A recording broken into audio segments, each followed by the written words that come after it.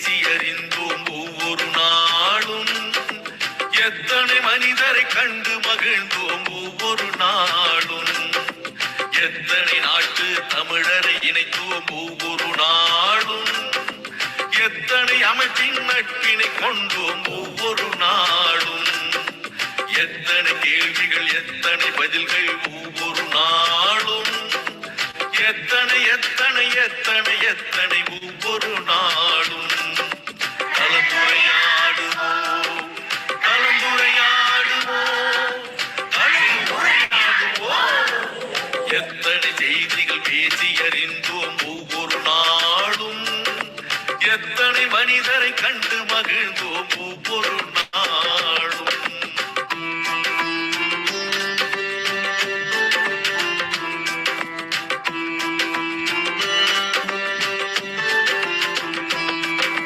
திருக்குறள் வாழ்த்து பாடினோம், இசை தமிழ் பாடலும் பாடினோம்.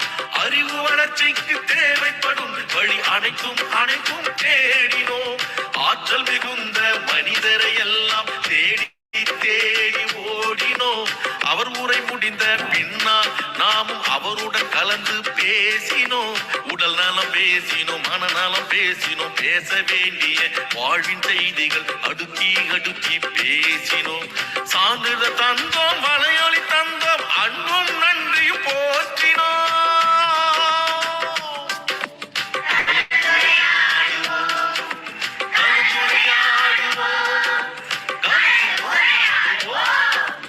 எத்தனை செய்திகள் பேசி அறிந்தோம் ஒவ்வொரு நாளும். எத்தனை மனிதரை கண்டு மகிழ்ந்தோம் ஒவ்வொரு நாளும்.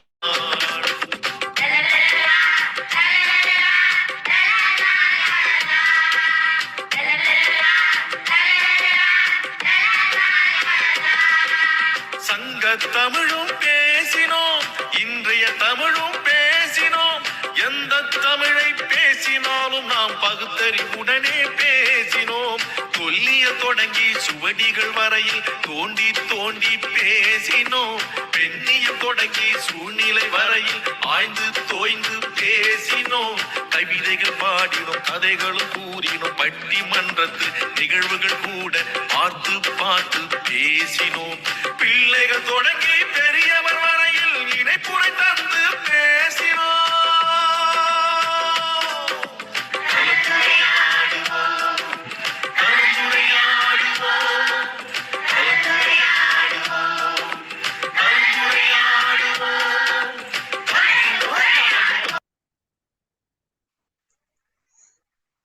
வணக்கம் ஐயா.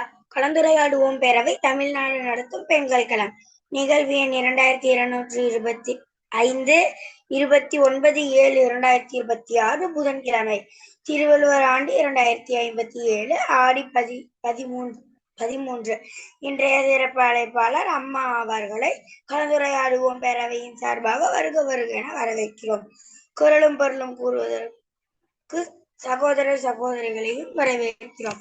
குரலும் பொருளும் வரலாற்று செய்திகள் வழங்குவதற்கு டெல்லி பிரம்மநாயகம் ஐயா அவர்களை வரவேற்கிறோம். இன்னிசை பாடல்கள் வந்திருப்பவர்களையும் வரவேற்கிறோம். முதலாக குரல் கூறுவதற்கு முத்து குணமதி அக்கா அவர்களை வரவேற்கிறோம். அழைத்ததற்கு நன்றி. அனைவருக்கும் வணக்கம். அதிகாரம் 96, குடிமை பிறந்தார் கண்ணல்லது இல்லை இயல்பாக செப்பம் ஞானம் வழங்கு ஒழுக்கம் வாய்மை நாணி மற்றும் விடுக்கார் குடி பிறந்த நகைக இன்சொல் இகழாமை 4 வகைமை வாய்மை குடிக்கு அடிக்க கோடி பெண்ணும் குடிப்பிறந்தார் குன்றுவ செய்தலில் வழங்குவது உள்மித கண்ணும் பழங்குடி பண்பின் தலைப்பிறதழிந்து சலம்பற்றி சால்பில செய்யார் மாசற்ற குளம்பற்றி வாழ்தும் என்பார் குடிப்பிறந்தார் கண் விளங்கும் குற்றம் விசிபின் மதிக்கண் மறுப்போர் உயர்ந்து நலத்திக்கண் நானின்மர் தோன்றி அவனை குலத்திற்கு ஐயப்படும் நிலத்தில் கிடந்தவை கல் காட்டும் காட்டும் குளத்தில் பிறந்தார் வைச்சோல் நலமெனின் நன்மை வேண்டும் குளம் மீதின் வேண்டுகை அற்கும் பணிவு. நன்றி. அதிகாரம் 2, வான் சிறப்பு. வானின்று உலகம் வழங்கி வருதலால் தானமி தமிழ் பாற்று துப்பார்க்கு துப்பாய் துப்பாக்கி துப்பார்க்கு துப்பாய் தூமலை விண்ணின்று பொய்ப்பின் விடனே விண்ணுலகத்துள் நின்று ஒற்றும் பசி ஏரியின் உளார் உழவர் பெல்லனு வாரி வளம் உண்டி கெடுப்பதும் கேட்டார்க்கு சார்வாய் மற்றாங்க எடுப்பு எல்லாம் மலை விசுமே துளி வீட்டில் நல்லால் மற்றாங்கே பசும்பு தலை காண்பதற்கு நெடுங்கடலும் கண்ணீர் கொண்டு தந்து தானங்காதாகி சிறப்பு பூஜனைக்கு எல்லாது வானவர்க்கும் மேல் வானவர்க்கும் வீடு தானம் தாமரம் தாங்க வேணும் வானம் வழங்காதே நீரின்ற மேலகி நீ நடக்கும் திருக்குறளை நான் நம்ம இல்லை.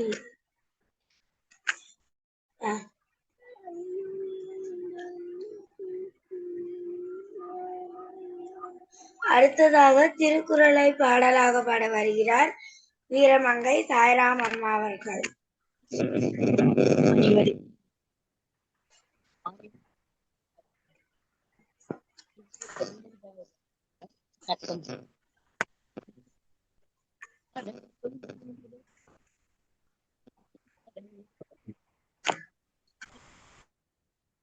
வைரமங்கை வாங்க.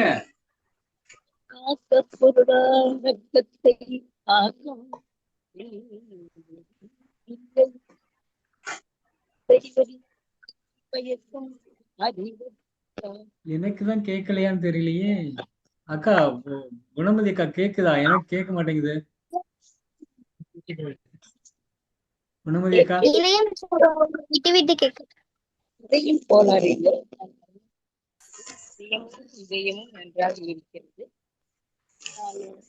காணொலி அமைச்சிட்டு பேசுங்கம்மா. அப்ப கேக்குதான்னு பாக்கலாம். காணொலி அமைச்சிருடா. இப்ப சொல்லுங்க, கேக்குது. பயணத்துல இருக்காங்கய்யா.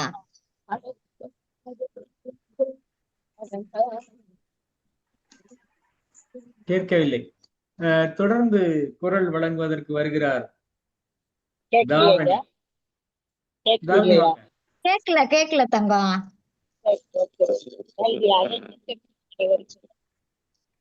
தாரணி வாங்க.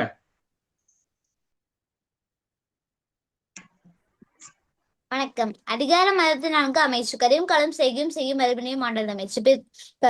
அதிகார மதத்தை நான்கு அமைச்சு கதையும் களம் செய்யும் மரபினையும் ஆண்டது அமைச்சு. பண்கலம் கொடுக்காத கட்டத்தில் அழிவினையோட ஐந்திடம் வல்லதமைச்சு. பித்தலும் பேணிகளிலும் பிதா பொறுத்தது வல்லதமைச்சு. தெருதலும் தேர்வு செயலும் உடலை சொல்லலும் வல்லதமைச்சு. அனைந்து ஆண்டமென்று சொல்ல நினையாண்டு திட்டம் தேய்ச்சினை மதிநுட்பம் உடையாக அன்பும் யாவலும் முன்னிப்பவை செயற்கை இறந்த கடத்து முழக்கத்தை இயற்கை இறந்த செயல் அறிகொண்டு அறியான் எனினும் உறுதி உடையந்தான் கூறுகடன் பழுதண்ட மத்திய பக்கத்தோடு தேபோர் 70 கோடி உரம் முறைப்பட சொந்த மொழி விளைவை செய்வ திறப்பாடு இல்லாதவர். நன்றிங்க ஐயா. இன்றைய நிகழ்வு என் குரல் பெரியாரை பிழையாமை அதிகாரத்துடைய 5வது குரல். யாண்டு சென்று யாண்டும் உளராகார் வெந்து பின் வேந்து சிறப்பட்டவர். மிக்க வலிமை பொருந்திய அரசின் கோபத்திற்கு ஆளானவர்கள் தப்பித்து எங்கே சென்றாலும் அங்கு அவர்களால் உயிர் வாழ முடியாது. இனி வரலாற்றில் இன்று சூலை மாதம் 29ஆம் நாள். இதே நாளில் 1014ஆம் ஆண்டு வைசண்டன் பேரரசன் 2ஆம் பசில் பல்கேரிய இராணுவத்தினராய் தோற்கடித்தார்.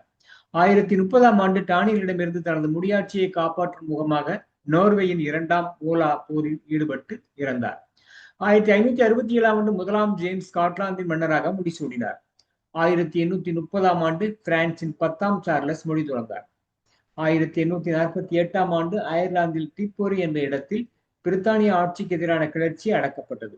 1851ஆம் ஆண்டு 15 யுனோமியா என்ற சிறுகோள் கண்டுபிடிக்கப்பட்டது. 1899ஆம் ஆண்டு முதலாவது ஹேக் ஒப்பந்தம் நெதர்லாந்தில் ஹேக் என்ற இடத்தில் கையெழுத்திடப்பட்டது. 1900ஆம் ஆண்டு இத்தாலியில் 1ஆம் உம்பேர்டோ மன்னன் கொலை செய்யப்பட்டார். 1907ஆம் ஆண்டு சேர்பேடன் பவுல் இங்கிலாந்தில் சாரணர் இயக்க முகாம் ஒன்றை திறந்து வைத்தார். இதுவே சாரணர் இயக்கத்தை முதலில் ஆரம்பிக்க முதல் படியாக அமைந்தது. 1921ஆம் ஆண்டு ஹிட்லர் ஜெர்மன் தேசிய சோசியலிச தொழிலாளர் கட்சியின் தலைவரானார். 1944ஆம் ஆண்டு இலங்கை விஞ்ஞான முன்னேற்ற சங்கம் தொடங்கப்பட்டது. 1957ஆம் ஆண்டு அணுசக்தியின் அமைதி பயன்பாட்டினை ஊக்குவிக்கும் முகமாக பன்னாட்டு அணுசக்தி முகமையகம் அமெரிக்காவில் தொடங்கப்பட்டது. 1959ஆம் ஆண்டு ஐக்கிய அமெரிக்காவின் விண்வெளி நிறுவனம் நாசா தொடங்கப்பட்டது. 1967ஆம் ஆண்டு வெனிசுலா நாட்டின் 400 ஆண்டு நிறைவு நாள் கொண்டாட்டங்களில் 4ஆம் ஆண்டில் அங்கு இடம்பெற்ற நிலநடுக்கத்தில் 500 பேர் கொல்லப்பட்டனர். 1981ஆம் ஆண்டு வேல்ஸ் இளவரசர் சார்லஸ் டயானா திருமணம் நடைபெற்றது.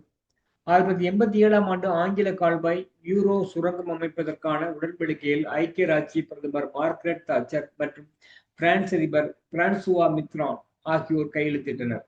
1987ஆம் ஆண்டு இலங்கை இனப்பிரச்சனைக்கு தீர்வாக இலங்கை இந்தியா ஒப்பந்தம் இந்திய பிரதமர் ராஜீவ் காந்திக்கும் இலங்கை அதிபர் JR ஜெயவர்தனாவுக்கும் இடையில் கொழும்பில் கையெழுத்திடப்பட்டது. 1999 இலங்கையின் தமிழ் அரசியல்வாதி நீலன் திருச்செல்வம் தற்கொலை குண்டுவெடிப்பில் படுகொலை செய்யப்பட்டார். இதனால் 2005 ஏரிஸ் என்ற குறுங்கோள் கண்டுபிடிக்கப்பட்டது. தொடர்ந்து இசைப்பாடல் வழங்க வருகிறார் தென்மொழி பண்ணன் ஈகவரசர். அனைத்து தமிழ் நெஞ்சங்களுக்கும் அன்பான வணக்கம். இருட்டில் வாங்கிய விடுதலை எனும் தலைப்பிலே பெங்களூர் மகிமை பாவிசைக்கோ அவர் எழுதிய பாடல் இது.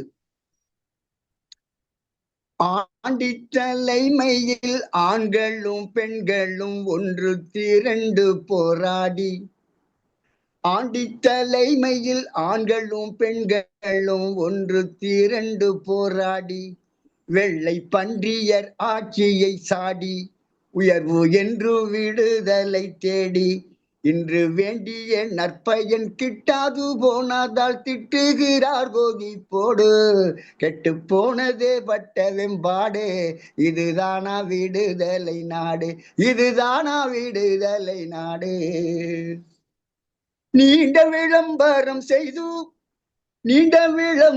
செய்து பல பல நேரடி திட்டங்கள் தீட்டி, உழைப்பாளரின் ஆர்வத்தை நீட்டி, வரி ஒன்றுக்கு 10 தீட்டி, நீண்ட விளம்பரம் செய்து பல பல நேரடி திட்டங்கள் தீட்டி, உழைப்பாளரின் ஆர்வத்தை நீட்டி, வரி ஒன்றுக்கு 10 தீட்டி, விட்டு கீண்டின் பொருளிகள் நாடி துடிப்பதோ 80 பேர்களை சுற்றி, மக்கள் சோர்ந்தனர் தேவைகள் முற்றி, இதுதானா விடுதலை வெற்றி, இதுதானா விடுதலை வெற்றி. ஆண்டி தலைமையில் ஆண்களும் பெண்களும் ஒன்று திரண்டு போராடி,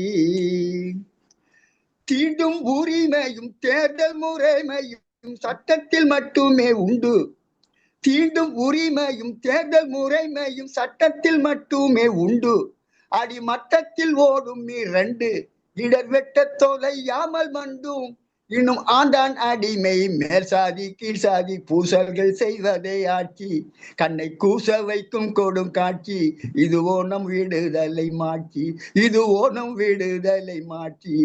ஆண்டான் அடிமை மேல் சாதி கீழ் சாதி பூசல்கள் செய்வதே ஆட்சி, கண்ணை கூச வைக்கும் கொடும் காட்சி, இதுவோ நம் விடுதலை மாட்சி. ஆண்டுகள் 50 தாண்டிய தன்றியும் அண்டும் அனைத்திலும் தொல்லை, ஆண்டுகள் 50 தீண்டிய தன்றி நாம் அண்டும் அனைத்திலும் தொல்லை, மேலும் கண்ட பயன் துயர் எல்லை, இதை வென்றிடவா வழி இல்லை, சென்று மீண்டும் மீண்டும் மீண்டும் மீண்டும் போராடினால் விட்டகலும் ஏற்ற தாழ்வு, நம்மை வெட்டுமோ வஞ்சகர் சூழ்வு, இவை பெறலாமே விடுதலை வாழ்வு, மீண்டும் மீண்டும் மீண்டும் மீண்டும் போராடினால் விட்டகலும் ஏற்ற தாழ்வு, நம்மை வெட்டுமோ வஞ்சகர் சூழ்வு, பெறலாமே விடுதலை வாழ்வு. ஆண்டி தலைமையில் ஆண்களும் பெண்களும் ஒன்று திரண்டு போராடி, வெள்ளை பன்றியர் ஆட்சியை சாடி, உயர்வு என்று விடுதலை தேடி, இன்று வேண்டிய நற்பயன் கிட்டாது போனதால் திட்டுகிறார் கோதி போடு, கெட்டு போனதே பட்ட வெம்பாடு, இதுதானா விடுதலை நாடு, இதுதானா விடுதலை நாடு. நன்றிங்கய்யா, நன்றி, வணக்கம். நன்றிங்கய்யா, சிறப்பு. இன்னொரு பாடலை தாருங்கள். ஐயா தான் பாடுவோம். பெண்ணின் பெருமையை பற்றி ஒரு பாவலர் பாடுகிறார். வரப்புயர்ந்தால் நீர் உயரும், நீர் உயர்ந்தால் நெல் உயரும், வரப்புயர்ந்தால் நீர் உயரும், நீர் உயர்ந்தால் நெல் உயரும், பெண் உயர்ந்தால் ஆண் உயர கூடும், அதனால் பெருமையுறும் விடும் எந்த நாடும், பெண்ணால் பெருமையுறும் பாரில் எந்த நாடும், பெண்ணால் பெருமையுறும் பாரில் எந்த நாடும்.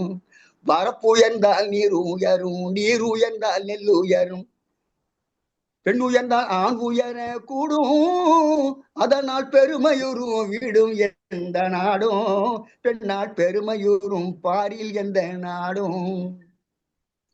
சிறப்படைந்த நாட்டில் எல்லாம் செழிப்படைந்த வீட்டில் எல்லாம் பொறுப்பிருக்கும் பெண்குலத்தின் கையில், சிறப்படைந்த நாட்டில் எல்லாம் செழிப்படைந்த வீட்டில் எல்லாம் பொறுப்பிருக்கும் பெண் குலத்தின் கையில். பெண்ணில் திறமையில் தான் குடும்பம் எல்லாம் உழியும். ஆமாம், பெண் உயர்ந்தால் ஆண் உயர கூடும்.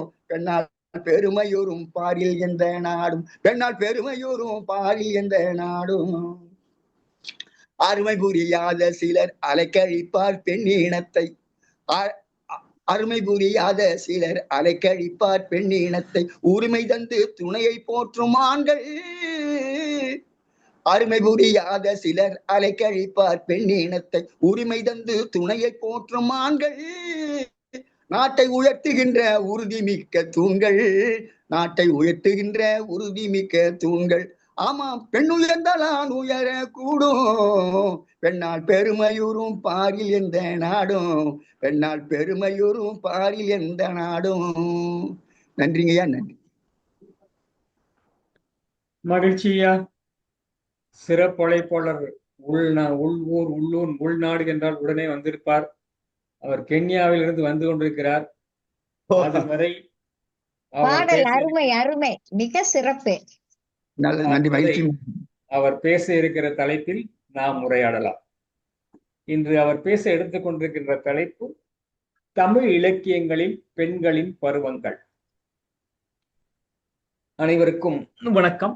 தமிழ் இலக்கியம் என்பது வெறும் சொற்களினுடைய தொகுப்பு அல்ல. அது ஒரு தமிழர் வாழ்வினுடைய கண்ணாடி. அந்த கண்ணாடியில் நாம் காணும் மிக அழகிய, ஆழமான, வலிமையான உருவம் பெண். பெண் என்பவள் தமிழ் இலக்கியத்தில் ஒரு கதாபாத்திரம் மட்டுமல்ல. அவள் காதலி, அவள் மனைவி, அவள் தாய், அவள் தோழி, அவள் தெய்வம், அவள் போராளி, அவள் அறத்தின் காவலர், அவள் நாட்டின் பெருமை, அவள் மொழியின் உயிர். தமிழ் இலக்கியம் பெண்களை பல்வேறு பருவங்களிலும் வாழ்க்கை நிலைகளிலும் உணர்வுகளிலும் பதிவு செய்துள்ளது. ஒரு பெண்ணினுடைய உடல் வளர்ச்சியை மட்டும் பருவம் என்று இலக்கியம் கருதவில்லை. அவளது மனல் வளர்ச்சி, காதல் உணர்வு, இல்லற பொறுப்பு, தாய்மை, அறிவு, ஆளுமை, தியாகம், போராட்டம், ஆன்மீகம் என வாழ்க்கையினுடைய ஒவ்வொரு நிலைமையையும் தனித்தனி பரிமாணங்களாக காட்டியுள்ளது நம்முடைய தமிழ் இலக்கியம். எனவே தமிழ் இலக்கியத்தில் பெண்களின் பருவங்கள் என்ற தலைப்பு பெண்ணினுடைய வாழ்க்கை பயணத்தை பற்றி ஒரு நீண்ட இலக்கிய வரலாறாகவே நமக்கு விரிகிறது. பெண் பிறப்பிலிருந்து பெருமை வரை தமிழர் மரபில் பெண்களின் வாழ்க்கை பல பருவங்களாக கருதப்பட்டது. எப்படி? பேதை, பெதும்பை, மங்கை, மடந்தை, அறிவை, தெரிவை, பேரிளம்பெண் என்று பெண்ணினுடைய வயது மற்றும் வாழ்க்கை நிலைகள் வகைப்படுத்தப்பட்டுள்ளன. இந்த பருவங்கள் வெறும் வயதை குறிப்பவை அல்ல. ஒவ்வொரு பருவத்திற்கும் தனித்தனி உணர்வும், அழகும், பொறுப்பும், மனநிலையும் இருப்பதாகவே நம்முடைய தமிழ் இலக்கியம் எடுத்துரைத்தது. குழந்தை பருவத்தில் இருக்கும் பெண் பேதை, வளரிளம் பருவத்தை அடையும் பெண் பெதும்பை, இளமையின் மலர்ச்சியை அடையும் பெண் மங்கை, காதலும் இளரமும் இணையும் பருவம் மடந்தை, வாழ்க்கை அனுபவம் ஆளப்படும் நிலை அறிவை, அறிவும் தெளிவும் முதிரும் நிலை தெரிவை. இப்போ வாழ்க்கையில் பல அனுபவங்களை கடந்து இருக்கும் முதிர்ச்சியான நிலை பேரிளம்பெண். அப்போ இவ்வாறு ஒரு பெண்ணினுடைய வாழ்க்கையை தமிழ் இலக்கியம் ஒரு மலரின் மலர்ச்சியை போலவும் ஒரு நதியின் பயணத்தை போலவும் கண்டுள்ளது. எப்படி ஒரு மலருக்கு பல்வேறு பெயர்கள் உள்ளவோ அதுபோல பெண்களுடைய பருவத்திற்கும் வெவ்வேறு பெயர் இப்பொழுது சொன்னது போல் இருக்கிறது. அப்போ சங்க இலக்கியத்தினுடைய பெண்ணினுடைய பருவங்கள் என்ன? தமிழ் இலக்கிய வரலாற்றில் பெண்ணினுடைய சிறப்பழைப்பாளர் வந்து விட்டார். நாம் ஒதுங்கி விடலாம் என்று நினைக்கிறேன். நிறைவு செய்கிறோம்.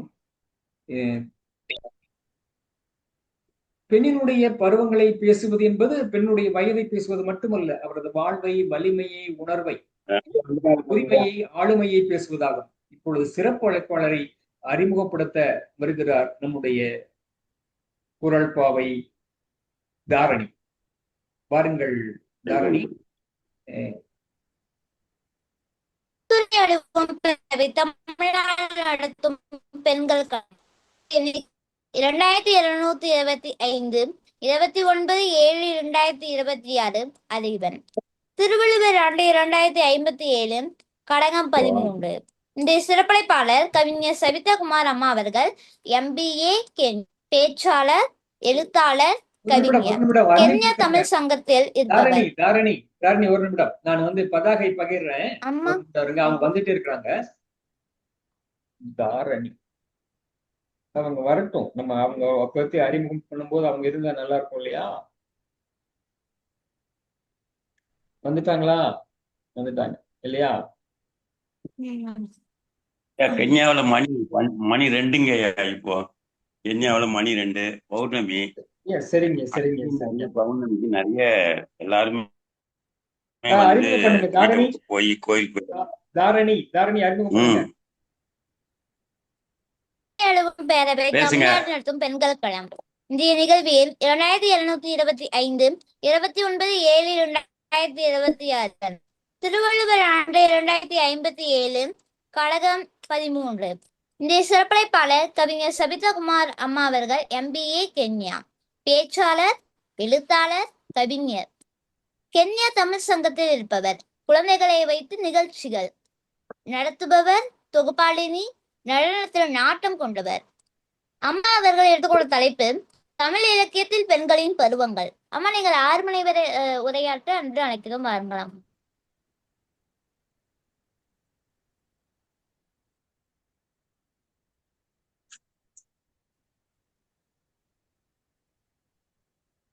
வணக்கம். பேசுறது கேக்குதாங்கய்யா? மிக தெளிவா கேக்குது, தொடருங்கம்மா. கலந்துரையாடுவோம் பேரவையில 2வது முறையாக என்னை அழைத்ததுக்கு ரொம்ப நன்றி. இன்னைக்கு எனக்கு ரொம்ப அவசரமான ஒரு தலைப்பு தான் எடுத்துக்கிட்டேன். ஐயாட்ட பேசும்போது வேற ஒரு விஷயத்துக்காக பேசணும், உடனே தலைப்பு அனுப்புங்கன்னு சொன்னதால இந்த தலைப்பு எடுத்திருக்கேன். நான் சமீபத்துல படிச்ச ஒரு விஷயம் ரொம்பவே ஆர்வமா இருந்துச்சு, அதனால அதை பத்தி சொல்லலாம் அப்படின்றதுக்காக இந்த தலைப்பு எடுத்திருக்கேங்க. தமிழ் இலக்கியத்தில் பெண்களின் பருவங்கள் அப்படின்னு தான் இன்னைக்கு நான் பேச போறேன். கவிமணி தேசிய விநாயகம் பிள்ளை சொன்ன மாதிரி மங்கையராய் பிறப்பதற்கே நல்ல மாதவம் செய்திட வேண்டுமம்மான்னு சொல்லியிருக்காங்க. எதுக்காக சொல்லியிருக்காங்கன்னா, பெண் என்பவள் அழகானவள், மென்மையானவள், கருணையானவள், காதல் உடையவள் அப்படின்றதுக்காக சொல்லியிருக்காங்களா? அப்படி இல்ல. அழகானவள் மட்டுமல்ல, அறிவானவள், மென்மையானவள் மட்டுமல்ல, மேன்மையானவள், கருணையானவள் மட்டுமல்ல, காதல் உடையவள், வீரமானவள், காதலுடையவள் மட்டுமல்ல, ஆளுமை உடையவள் அப்படின்னு பெண்ணின் முக்கியத்துவத்தை உணர்ந்துதான் மார்ச் 8ஆம் தேதி சர்வதேச உலக மகளிர் தினமாக கூட எல்லாரும் கொண்டாடுறாங்க. இன்னைக்கு நானும் ஒரு பெண்ணாக இருந்து இத பத்தி பேசுறதுல ரொம்பவே மகிழ்ச்சியா இருக்கு. தமிழ் இலக்கியத்தில் பெண்களின் பருவத்தை 7 விஷயமா பிரிச்சிருக்காங்க, 7 பருவங்களா பிரிச்சிருக்காங்க. ஏன்னா நம்ம தமிழின் சிறப்பை பத்தி எல்லாருக்கும் தெரியும். நம்ம தமிழ் மொழியின் வலிமையும் சிறப்பும் அவ்வளவு ஒரு முக்கியமானது மற்ற மொழிகளையும். ஏன்னா எந்த ஒரு பொருளுக்குமே பலவிதமான பெயர்கள்ல தான் இருக்கும். அப்படிதான் இப்படி பெண்களின் பருவத்தை கூட ஒரு 7 பருவங்களா பிரிச்சிருக்காங்க. பேதை, பெதும்பை, மங்கை, மடந்தை, அறிவை, தெரிவை, பேரிளம் பெண்ணுன்னு பிரிச்சிருக்காங்க. பேதைன்னு சொல்றது அந்த குழந்தை பருவம். குழந்தை பருவம் எல்லாருக்குமே ரொம்பவே பிடிச்ச பருவம். அதுலயும் இந்த 3 வயதிற்குள்ள பருவம் ரொம்ப ஒரு நமக்கு எல்லாத்தையும் ஒரு ஆர்வத்தை தூண்டுற மாதிரியான ஒரு பருவம். ஏன்னா 3 வயதிற்கு மேலதான் ஒவ்வொரு குழந்தைக்கும் அந்த விவரமே தெரிய வரும். இதுக்கு முன்னாடி நம்ம எப்படி இருந்தோம், எப்படி பிறந்தோம் அப்படின்றத நம்ம அம்மாட்ட தான் நம்ம கேட்டு தெரிஞ்சுக்கணும். என்ன சொல்லுவாங்கன்னா, கள்ளம் கபடம் இல்லாத பஞ்சு உள்ளம் கடல் போல் தரும் மகிழ்ச்சி வெள்ளம் சொல்லுவாங்க. ஏன்னா இந்த கள்ளம் கபடம் இல்லாத பருவம்ன்றது இந்த 3 வயதுக்குள்ளதான் நான் நினைக்கிறேன். நான் படிச்சு தெரிஞ்சுக்கிட்ட விஷயம். ஏன்னா பேதைன்றது பிறந்ததுல இருந்து 12 வயது வரைக்கும் ஒரு குழந்தையா இருக்காங்க. அதுதான் குழந்தை பருவம், பேதைன்னு சொல்றாங்க பெண்களுக்கு. ஆனா 1ல இருந்து 3க்குள்ள ஆண் குழந்தையா இருந்தாலும் பெண் குழந்தையா இருந்தாலும் அது கள்ளம் கபடம் இல்லாத ஒரு பருவம் தான். இதை அம்மாட்ட மட்டும்தான் நம்ம கேட்டு தெரிஞ்சுக்க முடியும். அப்படிதான் நானும் என்னோட அம்மாட்ட வந்து கள்ளம் கபடம் இல்லாத இந்த பருவத்துல நான் எப்படி இருந்தேன்னு கேட்டேன். இது ஏன் நான் திரும்ப சொல்றேன்னா, இந்த தலைமுறை குழந்தைங்க வந்து இதை ரொம்பவே கவனிக்கணும், தெரிஞ்சுக்கணும். ஏன்னா நிறைய விஷயங்கள்ல நிறைய மாற்றங்கள் இப்ப இருக்க காலத்துல வந்து நம்ம கடந்து போயிட்டே இருக்கோம். அப்படின்னும் போது நம்ம அம்மாவினுடைய முக்கியத்துவத்தை தெரிஞ்சுக்கணும் அப்படின்னா, நம்ம எப்படி பிறந்தோம், எங்க வளர்ந்தோம் அப்படின்றது தெரியும் போது இன்னுமே தன் அம்மாவின் மேலையும் அந்த காதலும் பற்றும் இன்னும் ஜாஸ்தியாகும் அப்படின்னு நான் நம்புறேன். நான் வந்து என்னோட அம்மாட்ட கேட்டேன். எங்க அம்மா சொன்னாங்க, நள்ளிரவு வழி கொடுத்து அதிகாலை 5:30 மணிக்கு வெளிவந்து உங்கான்னு அழுது தாத்தா பாட்டி கொடுத்த சீனி தண்ணியை சுவைத்து அப்பாவின் விரல் பிடித்து கண் திறந்து பார்த்து தொட்டிலுக்குள் எட்டி பார்த்த என் அண்ணனை படுத்துக்கொண்டே ஒய்யாரமாக ரசித்து இரவெல்லாம் முழித்து பகலெல்லாம் விழித்து தூக்கத்தில் சிரித்து முழிக்கையில் அழுது பாட்டியை பாட வைத்து தொட்டிலாட்ட சொல்லி பங்குனியில் பிறந்து சித்திரை வெயிலில் வெந்து என என் அம்மா இன்னும் நான் பிறந்ததை மறக்காம அவ்வளவு அழகா என்னை வந்து வர்ணிக்கிறாங்க. முதல்ல எங்க அம்மாக்கு தான் நான் நன்றி சொல்லணும். எனக்கு மட்டும் இல்ல, எல்லா குழந்தைகளும் அவங்க அம்மாட்ட கேட்டு தெரிஞ்சுக்கணும். 10 குழந்தை பெத்தாலும் அந்த 10 பிள்ளையோட ஞாபகமும் அம்மாவுக்கு இருக்கும். ஆனா இப்போ உள்ள குழந்தைங்களுக்கு அம்மாவே மறந்துடுறாங்க. அதுக்காகவாது நீங்க கேட்கும்போது இன்னுமே உங்களுக்கு உணர்வுகள் ஜாஸ்தியாகும். இது ஏன் நான் சொல்றேன்னா, ஒவ்வொரு பருவத்திலையும் ஒவ்வொரு விதமான விஷயங்களை நம்ம கத்துக்கிறோம். பெண் குழந்தையா இருந்தாலும் ஆண் குழந்தையா இருந்தாலும். அப்படி பார்க்கும்போது நம்ம இந்த முக்கியமான இந்த பருவத்தையும் நம்ம தெரிஞ்சுக்கணும்னு நான் ரொம்பவே ஆசைப்படுறேன். அதுக்கப்புறம் இந்த பாத்தீங்கன்னா இந்த பேதை அப்படின்னு சொல்றது வந்து நம்ம பிறந்ததுல இருந்து 12 வயது வரைக்கும் அப்படின்னு சொல்றாங்க. அப்ப இந்த 12 வயது வரைக்கும் நம்ம எப்படி இருந்தோம்னு தெரிஞ்சுக்கலாமா? 1 வயதுல உணவு தெரியாது. ஒரு குழந்தை வந்து அழுகுறா, அழுத உடனே பெண் குழந்தையோ ஆண் குழந்தையோ அழுகும் போது அம்மா என்ன செய்வாங்க? உணவு கொடுப்பாங்க. நம்ம பசி தீர்ற வரைக்கும் சாப்பிடுவோம். சாப்பிட முடியலன்னா சரி பசி ஆறிடுச்சுன்னு அம்மா வந்து விட்டுருவாங்க. அப்ப 1 வயதில் உணவு தெரியாது. 2 வயதில் சுவை தெரியும். சுவை மட்டும்தான் தெரியும். 1 வயதில் உணவு தெரியாது. 2 வயதில் சுவை தெரியும். 3 வயதில் சாப்பிட தெரியும். 4 வயதில் விருப்பம் புரியும். 5 வயதில் வேண்டும் என்று கேட்க தெரியும். 6 வயதில் வேண்டாம் என்று சொல்ல தெரியும். 7 வயதில் உறவுகள் தெரியும். 8 வயதில் வெளி உலகம் கொஞ்சம் புரியும். 9 வயதில் நல்லவை தெரியும். 10 வயதில் தீயவை புரியும். 11 வயதில் கேள்விக்கு பதில் சொல்ல தெரியும். 12 வயதில் பதிலுக்கு கேள்வி கேட்க தெரியும். அவ்வளவுதாங்க இந்த குழந்தை பருவம். பாத்தீங்களா? எல்லாத்துலயும் உணவுல இருந்து நம்ம வெளி உலகத்தை தெரியுது, கேள்வி கேட்க தெரியும். இதெல்லாமே நம்ம இந்த குழந்தை பருவத்துலதான் நம்ம கத்துக்கிறோம். 3 விஷயம் இந்த குழந்தை பருவத்துல எல்லாரும் ரொம்பவே கடைபிடிக்கிற வேண்டிய ஒரு விஷயம் இருக்கு. 3 விஷயம் அந்த குழந்தைக்கு தெரியாது. 3 விஷயம் மட்டும்தான் அந்த குழந்தைக்கு தெரியும். இதை நம்ம கடைபிடிச்சோம்னா வாழ்க்கையில எப்பவுமே சிறப்பா இருக்கலாம்னு நான் நிறைய இடத்துல சொல்லியிருக்கேன். என்னன்னா, இந்த பருவத்துல வாழ்க்கையில போட்டி போறாம இல்லாத ஒரு பருவம், எந்த பயமும் இல்லாத ஒரு பருவம். அப்படியான குழந்தை பருவத்தை நாமும் குழந்தை மனம் வாழாமல் இருப்பதா சிறப்பு நான் சொல்றேன். ஏன்னா வாழ்க்கையில போட்டி பொறாமை பயம் இந்த 3 விஷயம் இருந்தாதான் ரொம்பவே குழப்பம் வரும். நம்ம நிம்மதியாவே இருக்க முடியாது. இந்த 3 விஷயமே இந்த குழந்தை பருவத்துல இருக்கவே இருக்காது. இதுவும் இந்த பேதைன்னு சொல்லக்கூடிய இந்த 12 வயதிற்குள் இருக்கிற குழந்தைங்க கிட்ட. இதை விட ரொம்ப முக்கியமான ஒரு 3 விஷயம் தேவைன்னு சொன்னேன். அது என்னன்னா, நல்ல உணவு, நல்ல உறவு, நல்ல தேவை. இது மட்டும்தான் அந்த குழந்தைகளுக்கு தெரியும். அதனால நல்ல உறவு, நல்ல உணவு, நல்ல தேவை என்று நாமும் குழந்தை போலவே கடைபிடிச்சோம்னா நம்ம வாழ்க்கையிலையும் மனவழியின்றி மகிழ்ச்சியா இருக்கலாம், கவலையின்றி கடந்து செல்லலாம், பயமின்றி பாய்ந்து செல்லலாம், சந்தேகமின்றி சந்தோஷமாக வாழலாம். மக்களே, இவ்வளவுதாங்க. எல்லாருமே சொல்லுவாங்க, நாங்க இப்ப படுற கஷ்டத்துக்கு நான் குழந்தையாவே இருந்திருக்கலாம் அப்படின்னு நிறைய பேர் நம்ம சொல்லி கேட்போம். அதுலயும் முக்கியமா பெண்கள் வந்து நிறைய பேர் இந்த விஷயத்த சொல்லுவாங்க. ஏன்னா பெண்கள் வந்து வயது கூட கூட ஒவ்வொரு பருவத்திலையும் அவங்களுடைய உடல் ரீதியாக, மன ரீதியாக, சமுதாய ரீதியாக, குடும்ப ரீதியாக நிறைய மாற்றங்களை வந்து பார்த்துட்டே வருவாங்க. அதனால அவங்கதான் அடிக்கடி இந்த விஷயங்கள்லாம் சொல்லுவாங்க. இதை விட பேதை அடுத்து வந்து பெதுமைன்னு ஒரு பருவம் இருக்கு. அடுத்த பருவம் பெதுமை பெண்களுக்கு. அப்ப இந்த பெதுமை வந்து ரொம்ப ஒரு ஆர்வத்தை கொடுக்கிற ஒரு பருவமா இருக்கு. நிறைய பேர் பாத்தீங்கன்னா இந்த பெதும்பை அப்படின்ற இந்த பருவத்தை வந்து ஞாபகம் வச்சிருப்பாங்க வாழ்க்கையில. இந்த குழந்தை பருவத்தை விட இந்த பெதும்பை அப்படின்னு சொல்லக்கூடிய இந்த பருவத்தை நிறைய ஞாபகம் வச்சிருப்பாங்க. அது எப்போ வருதுன்னா இந்த 13ல இருந்து ஒரு 19 வயசுக்குள்ள அப்படின்னு சொல்லலாம்.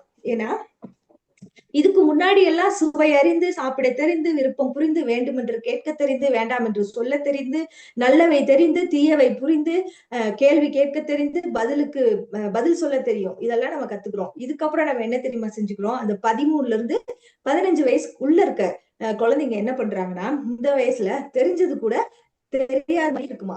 எப்பவுமே ஒரு கன்ஃபியூஸ்டு, ஒரு குழப்பமான ஒரு மனநிலையிலேயே அந்த குழந்தைங்க வந்து இருப்பாங்களாம். அதுக்கப்புறம் அவங்க அந்த வயசுலதான் பெற்றோர்களிடமும் ஆசிரியர்களிடமும் ரொம்ப திட்டு வாங்குற வயசு எதுனா இந்த 13ல இருந்து 15 வயசுக்குள்ள. அதுக்கப்புறம் 16ல இருந்து 19, 20க்குள்ள என்ன பண்ணுவாங்க, தெரியாதது கூட தெரிஞ்சது மாதிரி காட்டிப்பாங்களாம் அந்த குழந்தைங்க.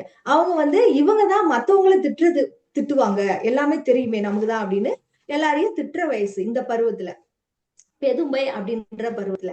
அது மட்டும் கிடையாது, பருவங்கள் மாறுவது போல், காலங்கள் மாறுவது போல், சூழல்கள் மாறுவது போல் பெண்ணின் உருவத்திலையும் மாற்றம் வர வயசு எதுனா இந்த 13 வயதுக்கு மேலதாங்க. அததான் ரொம்ப தெளிவா வந்து இலக்கியத்துல நிறைய விதமா சொல்லியிருக்காங்க. நம்ம அவ்வளவு ரொம்ப டீப்பா நம்ம தெரிஞ்சுக்கணும்னா இதை பத்தி நிறைய படிக்க வேண்டியது இருக்கு. இப்ப எனக்கு தெரிஞ்ச விஷயத்த நான் என்ன சொல்றேன்னா, இந்த வயது குழந்தைங்க என்ன பண்ணுவாங்க, 13 வயசுக்கு மேல அம்மா போட்ட ஜடக்கோண, அப்பா வாங்கி கொடுத்த உடையின் அளவு குறை, அக்காவோடு படிக்க பிடிக்கல, தம்பியோடு விளையாட பிடிக்கல அப்படின்னு சொல்லுவாங்க. அதை விட என்னதான் பிரச்சனை வீட்டுல, எல்லாத்துக்கிட்டையும் பிரச்சனையா இருக்கே அப்படின்னு தனக்குள்ள இருக்கும் அந்த பருவ மாற்றத்தை உணராம எல்லாத்துக்கிட்டையும் கோவப்படுற ஒரு வயசு. இதை விட முக்கியமா பார்ப்பதெல்லாம் அழகா தெரியும், அழகா தெரிஞ்சது எல்லாமே இவங்களை திரும்பி பார்க்கிற அது வயசுன்னு சொல்றாங்க.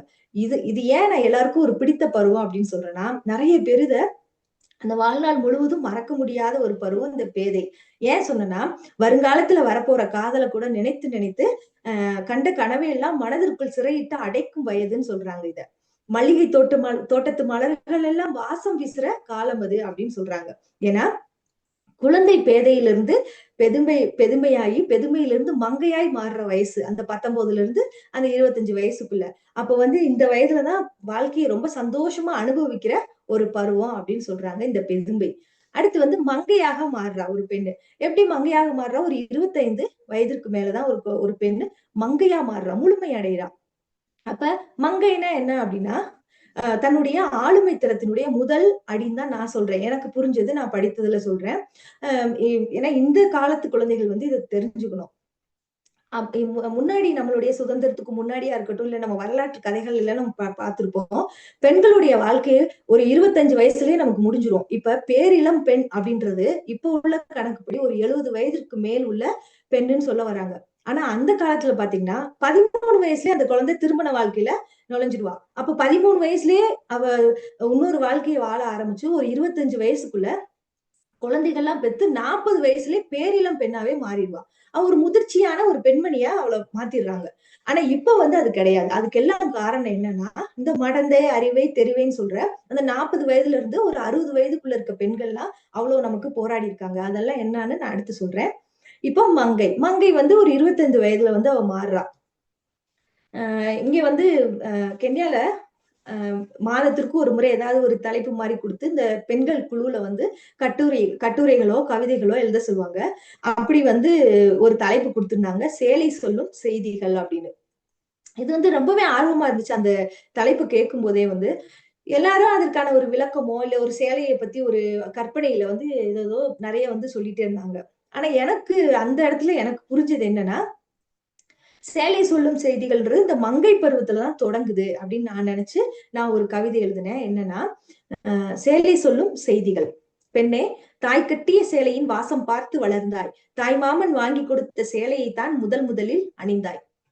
3ஆம் ஆண்டு கல்லூரி விழாவில் தோள்களுடன் செட்சேரி சேர்ந்து செம்மையாக இருந்தாய். திருமணத்தின் போது பட்டுப்புடவை, தாலி கட்ட கூரை சேலை, வளைகாப்பில் பட்டு சேலை, குழந்தைக்கு தொட்டில் கட்ட சேலை என சேலைக்கும் பெண்ணிற்குமான உறவு என்பது உணர்வுகளோடு கலந்தது என்றுதான் சொல்வேன். ஏனென்றால் உன் முதல் வெக்கம் கண்டது ஒரு சேலை, உன் அழகை வெளிப்படுத்தியது ஒரு சேலை, திருமணத்தின் போது உன் பெண்மையை உணர்ந்தது ஒரு சேலைன்னு நான் எழுதியிருந்தேன்.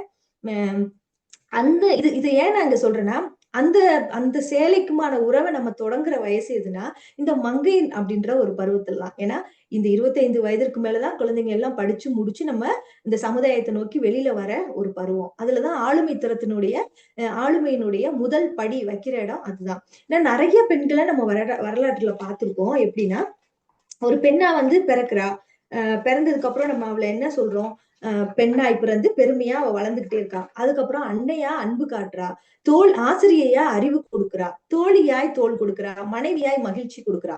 இத்தனை விஷயமா எப்படி ஒரு பெண்ணால மாற முடியும்?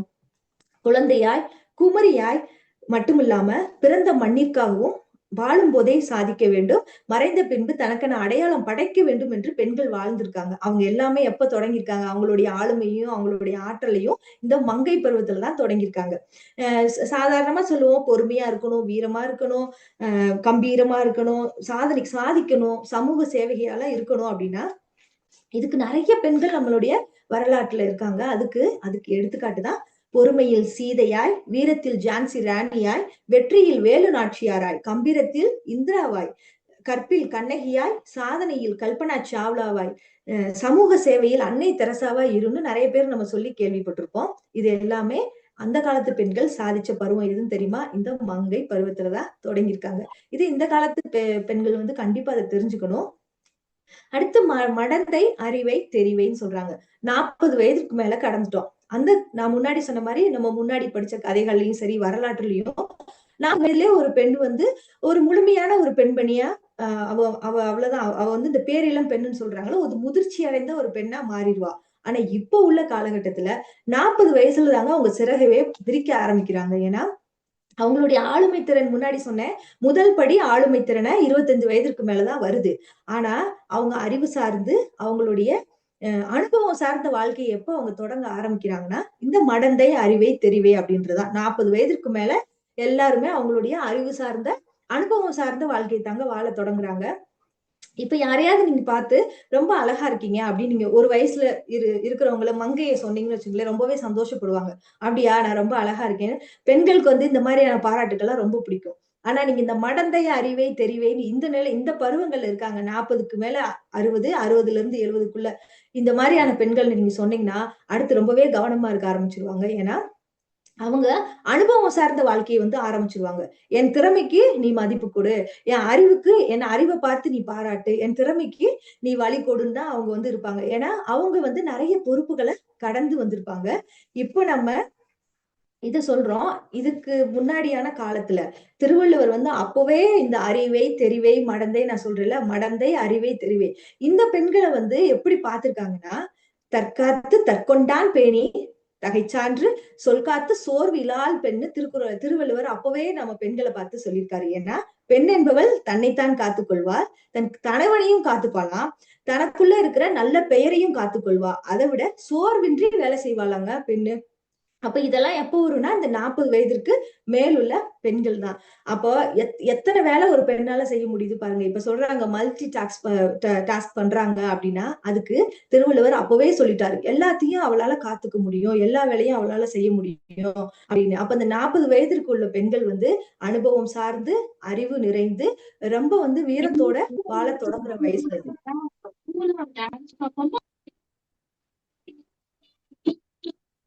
சமீபத்துல எனக்கு வந்து இங்க ஒரு ஒரு மேடையில பேசுறதுக்கான ஒரு வாய்ப்பு கிடைச்சு, நம்மளுடைய தமிழ் சார்ந்த ஒரு நிகழ்ச்சியில. அப்ப வந்து இயற்கை சார்ந்து நம்மளுடைய தமிழ் மொழியின் வலிமையும் சிறப்பையும் பேச சொல்லியிருந்தாங்க. அப்பதான் நான் ஒரு விஷயம் வந்து எல்லாத்துட்டையும் கேட்க ஆரம்பிச்சேன் அந்த மேடையில. என்னன்னா, இப்போ ஒருத்தரை பார்த்து நம்ம சொல்லுவோம் இயற்கையிலே ரொம்ப அழகானவங்களா இருக்காங்க அப்படின்னு. அது நிறைய நீங்க கேள்விப்பட்டிருந்தீங்கன்னா பெண்களை பார்த்துதான் அந்த விஷயத்த சொல்லுவாங்க, இயற்கையில ரொம்ப அழகான பொண்ணா இருக்காங்க அப்படின்னு. அதை வந்து யாருமே நம்ப கூடாது. ஏன்னா இயற்கையிலே நம்ம அழகா இருக்கோம் அப்படின்னு நம்ம எதுக்கு சொல்றோம் அப்படின்னு நான் அங்க இருக்க எல்லாத்தையும் கேட்டேன். நிறைய பேரு நிறைய விஷயம் சொன்னாங்க. என்னோட புரிதல் படி நம்ம தமிழ் பண்பாட்டுல எதை குறிப்பிட்டிருக்காங்க அப்படின்னு நான் ஒரு சின்ன ஒரு ஆராய்ச்சி பண்ணேன் நானாவே. அப்ப எனக்கு தோணுன விஷயம் என்னன்னா, இயற்கையை அழகுடனும், மழையை பலத்துடனும், நீரை குணத்துடனும், நிலத்தை அறிவுடனும், காற்றை வேகத்துடனும், நெருப்பை பயத்துடனும் ஒப்பிட்டு காட்டியது நமது தமிழ் பாரம்பரியம். இதை மட்டுமா சொன்னாங்க, இவை அனைத்தையும் கடவுளாக காட்டியது நம் தமிழ் பாரம்பரியம் தானே. அப்ப யாரையாவது நீங்க இயற்கையிலே அழகா இருக்கீங்க அப்படின்னா இந்த 5 குணங்கள்லாம் அவங்க கிட்ட இருக்குதான்னு பார்த்துட்டுதான் நம்ம இனிமே அதை சொல்லணும் அப்படின்னு நான் சொல்லியிருந்தாங்க. ஏன்னா நான் ஏன் இதை சொல்றேன்னா, அந்த மங்கைக்கு அப்புறம் அந்த மடந்தை அறிவை தெரிவேன்னு அவங்க எல்லாம் முதிர்ச்சியான பெண்கள், அவங்க எல்லாம் அனுபவ ரீதியான வாழ்க்கைய தொடங்குறதால அவங்களுக்கு வந்து இதெல்லாமே பிடிக்காது. அப்ப இயற்கையிலே அழகுடையவங்கன்னா அவங்களுக்கு வந்து பலமா இருக்கணும், வீரத்தோட இருக்கணும், நல்ல குணம் இருக்கணும், அதை விட பயத்தோடயும் இருக்கணும். இத்தனை விஷயமும் அந்த 5 குணம் இருந்தாதான் இயற்கையிலே அழகுடையவங்களா இருக்க முடியும். ஆனா பெண்களை வந்து அவ்வளவு சீக்கிரத்துல ஏமாத்த முடியாது இந்த மடந்தை அறிவை தெரிவே அப்படின்ற இடத்துல. ஏன்னா இவங்க எல்லாம் போராடிதான் இன்னைக்கு நம்ம இவ்வளவு நல்ல எல்லாமே எளிமையா கிடைக்கிற நிலையில இருக்கோம் அப்படின்னு நான் ஏன் சொல்றேன்னா, இந்த தலைமுறை குழந்தைங்க வந்து அதை தெரிஞ்சுக்கணும். கருத்தமான ஒரு படம் எடுத்தாங்க 1994 வந்து அந்த படம் வெளிவந்துச்சு. அந்த படம் எங்க எடுத்தாங்களோ அதே ஊர்ல பிறந்த பெண்ணு தான் நான் வந்து வைகை டேம் எங்க இருக்கும் அந்த வைகை டேமுக்கு மேல இருக்கிற ஊர் தான் என் ஊரு.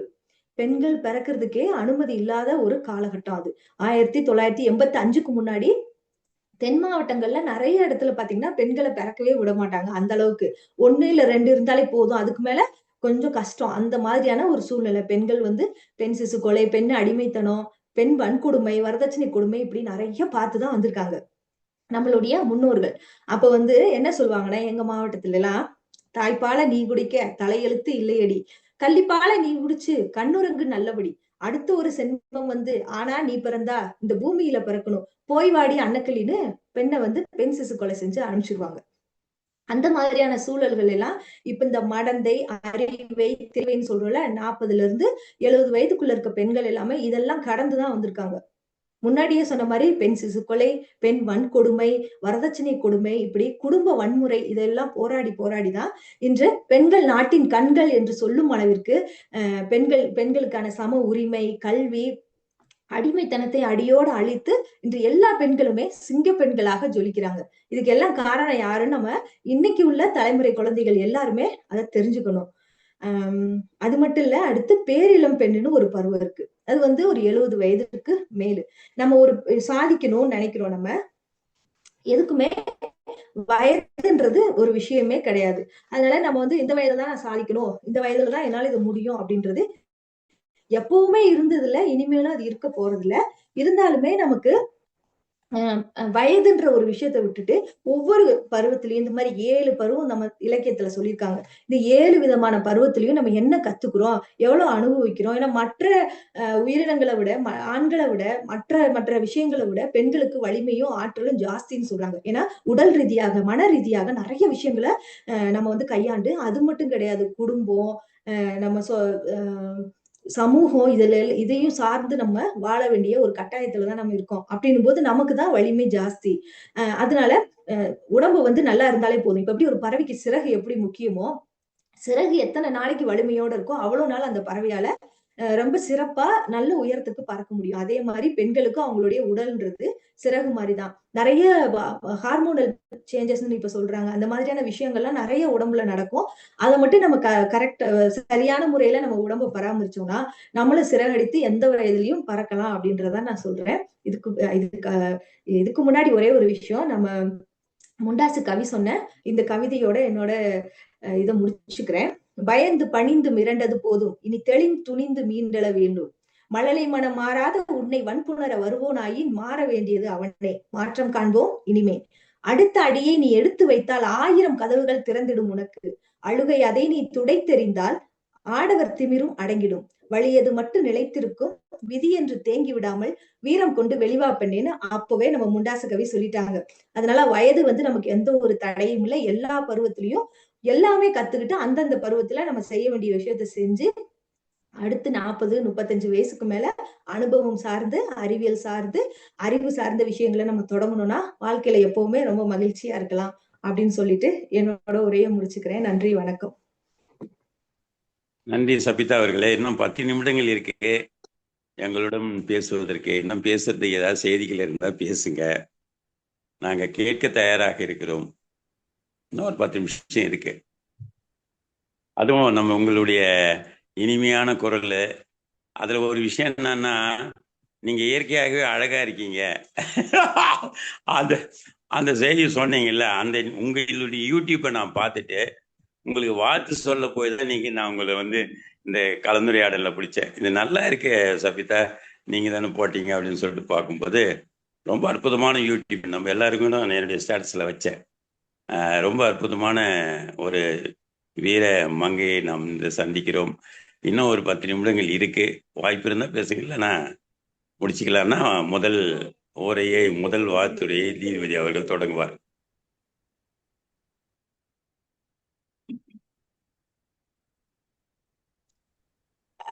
இது வந்து ஒரு அவசர தலைப்புன்றதுனால என்னால நிறைய ரெடி ஆக முடியலையா. அது மட்டும் இல்ல, நான் ஏற்கனவே அதுக்கான ரீசனை காலையிலே உங்களுக்கு சொல்லிட்டேன். இப்ப என்னன்னா, நான் ஏன் இந்த தலைமுறை குழந்தைகள் அப்படின்னு நான் சொல்றதுக்கான காரணம், சமீபத்துல நான் ஒரு கவிதை படிச்சேன். புன்னகையில் பூ போன்றவள் நீ, புண்படுத்தினால் பூகம்பம் ஆனவள் நீ, தென்றலாய் இருப்பாய் புயலாய் மாறுவாய், எளிமையாய் இருப்பாய் எரிமலையாகவும் வெடிப்பாய்ன்னு ஒரு பெண்ணை பத்தி எழுதியிருந்தாங்க. இதுல இருக்க அத்தனை சிறப்புகளும் எல்லா பெண்களுக்குமே இருக்கு. எல்லாரும் என்ன நினைக்கிறோம்னா,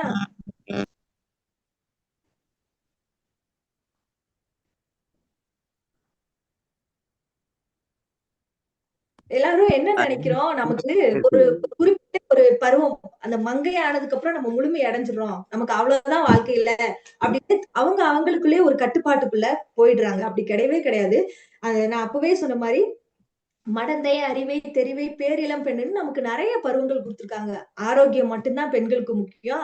அதுக்கு மேல பாதுகாப்பு யாருக்கும் கொடுக்க முடியாது. தனக்கான பாதுகாப்பும், தனக்கான அறிவும், தனக்கான அனுபவத்தையும் பெண்களாகவே சேகரிக்க முடியும், பெண்களாகவே வாழ முடியும் அப்படின்றதுதான் ரொம்ப முக்கியம். அது இந்த தலைமுறை குழந்தைங்க வந்து ரொம்ப ஆரம்பத்துல இருந்து குடும்ப முறையிலையும் வந்து அந்த கனெக்ட் அந்த கனெக்டிவிட்டி வந்து ரொம்பவே கம்மி ஆயிடுச்சு. இப்ப பாத்தீங்கன்னா பெற்றோர்கள் கூடயும் அந்த ரொம்பவே கம்மி ஆயிடுச்சு. அந்த ரொம்ப உறவோடையும் அந்த இதெல்லாம் நம்மளுடைய கடமைகள் தானே, நமக்கு வாழ்க்கை முழுவதும் இதெல்லாம் இருக்கணும் அப்படின்ற அந்த குடும்பத்தோட முக்கியத்துவமும் பெண் குழந்தைகளுக்கே அது வந்து மறந்து போன ஒரு காலநிலையில தான் நம்ம இருக்கோம். அந்த மாதிரியான சூழல்கள் தான். அதனாலதான் நான் சொன்னேன் முன்னாடியே, இந்த குழந்தை பருவத்தை பத்தி எல்லாருமே தெரிஞ்சுக்கணும். ரொம்ப அறிவான ஒரு பருவம், ரொம்ப ஆர்வமான ஒரு பருவம் கூட. 3 விஷயம் தாங்க வாழ்க்கையில. போட்டி, பொறாமை, பயம். இந்த 3 விஷயம் இருந்துச்சுன்னா நம்ம எங்கேயுமே ஜெயிக்கவும் முடியாது, நிம்மதியான ஒரு வாழ்க்கைய வாழவும் முடியாது, ஆரோக்கியமான ஒரு வாழ்க்கைய வாழ முடியாது. இந்த 3மே குழந்தைங்க கிட்ட இருக்காது. இதை நம்ம முக்கியமா கத்துக்க வேண்டிய ஒரு விஷயம். தேவையான விஷயம்னா நல்ல உணவு, நல்ல உறவு, நல்ல தேவைகள். இது மட்டும் இருந்துச்சுன்னா வாழ்க்கை முழுதுமே நம்ம ரொம்ப மகிழ்ச்சியா இருக்கலாம். அதுதான் நம்ம குழந்தை எப்பவுமே சொல்லுவாங்க, குழந்தையும் தெய்வமும் ஒண்ணு. குழந்தைங்க கிட்ட இருந்து நிறைய விஷயம் கத்துக்கணும் அப்படின்னா, என்னோட ஆராய்ச்சியில, என்னோட அறிவுக்கு, என்னோட சிந்தனைக்கு எத்தனை விஷயம் என்னன்னா, இதுதான் நான் நினைச்சு நான் சொல்றேன். இந்த 3 விஷயம் தான். பயம், போட்டி, பொறாமை 3 இருக்கக்கூடாது. நல்ல உணவு, நல்ல தேவை, நல்ல உறவு, இது இருந்தாலே வாழ்க்கை ரொம்ப நல்லா இருக்கும். அதனாலதான் வந்து நிறைய குழந்தைங்க கிட்ட கத்துக்கணும்னு சொல்றாங்களோ பெரியவங்க அப்படின்னு நான் நினைக்கிறேன். இது சரியான்றதையும் சொல்லுங்க, எனக்கு தெரியல. அதுக்கப்புறம் பாத்தீங்கன்னா அடுத்தடுத்து ஒவ்வொரு இப்ப டீனேஜர்ஸ் சொல்ற அடுத்தடுத்த பருவங்கள் மாற பெற்றோர்கள் மீது இருக்கிற அந்த பெற்றோர்கள்ட்டையும் ஆசிரியர்கிட்டையும் இருக்கிற அந்த மதிப்பு, மரியாதை, அன்பு, பற்று எல்லாமே குழந்தைங்களுக்கு குறைய ஆரம்பிச்சிருச்சு. அதெல்லாம் நம்ம தெரிஞ்சுக்கணும்னா ஒவ்வொரு பருவத்திலையும் ஒவ்வொரு விதமான மாற்றங்களை பெண்கள் வந்து நிறையவே கடந்து போறாங்க. ஏன்னா திரும்பவும் சொல்றேன், பெண்களுக்கான வலிமை அவ்வளவு இருக்கு. ஏன்னா இந்த ஹார்மோனல் சேஞ்சஸ் சொல்றாங்க, உடம்புல அவ்வளவு விஷயம் இருந்தாலும் கூட நம்ம சமுதாயத்துல எல்லாரும் வாழ்ற மாதிரி நம்மளும் அத்தனை விஷயத்தையும் கடந்து போறோம். உடல் ரீதியான பிரச்சனைகள் இருந்தாலும் அப்படின்னும் போது நம்மளுடைய வலிமையும் நம்மளுடைய திறனும் அதிகம். அதை யாரும் வீணாக்காம நல்ல முறையில அதை பயன்படுத்தி நிறைய பெண்கள் சாதிக்கலாம். நமக்கு பிடிச்ச விஷயத்த நிறைய பண்ணலாம். ஏன்னா எதுக்குமே நம்ம போராட வேண்டிய அவசியமே கிடையாது. நான் ஏற்கனவே சொன்ன மாதிரி நம்ம முன்னோர்கள் நிறைய போராடிட்டாங்க. இதை விட ஒரு முக்கியமான விஷயம், நான் இத சொன்னான்னு தெரியல, நம்மளுடைய சுதந்திர போராளி வேலு நாச்சியார் சொன்னா ஐயா அத நிறைய இருக்கு, உள்ள நிறைய இருக்குது. சொல்லல சொல்லுங்க. இப்ப வந்து ஐயா நீங்க சொன்னோன்னே எனக்கு சொல்லணும்னு தோணுச்சு. என்னன்னா, எனக்கு சுதந்திர போராளி வேலு நாச்சியார் வந்து இப்ப உள்ள குழந்தைங்களுக்கு தெரியுமான்னு எனக்கு தெரியல. இத நான் இப்ப சொல்லல ஐயா. சொல்லல சொல்லுங்க.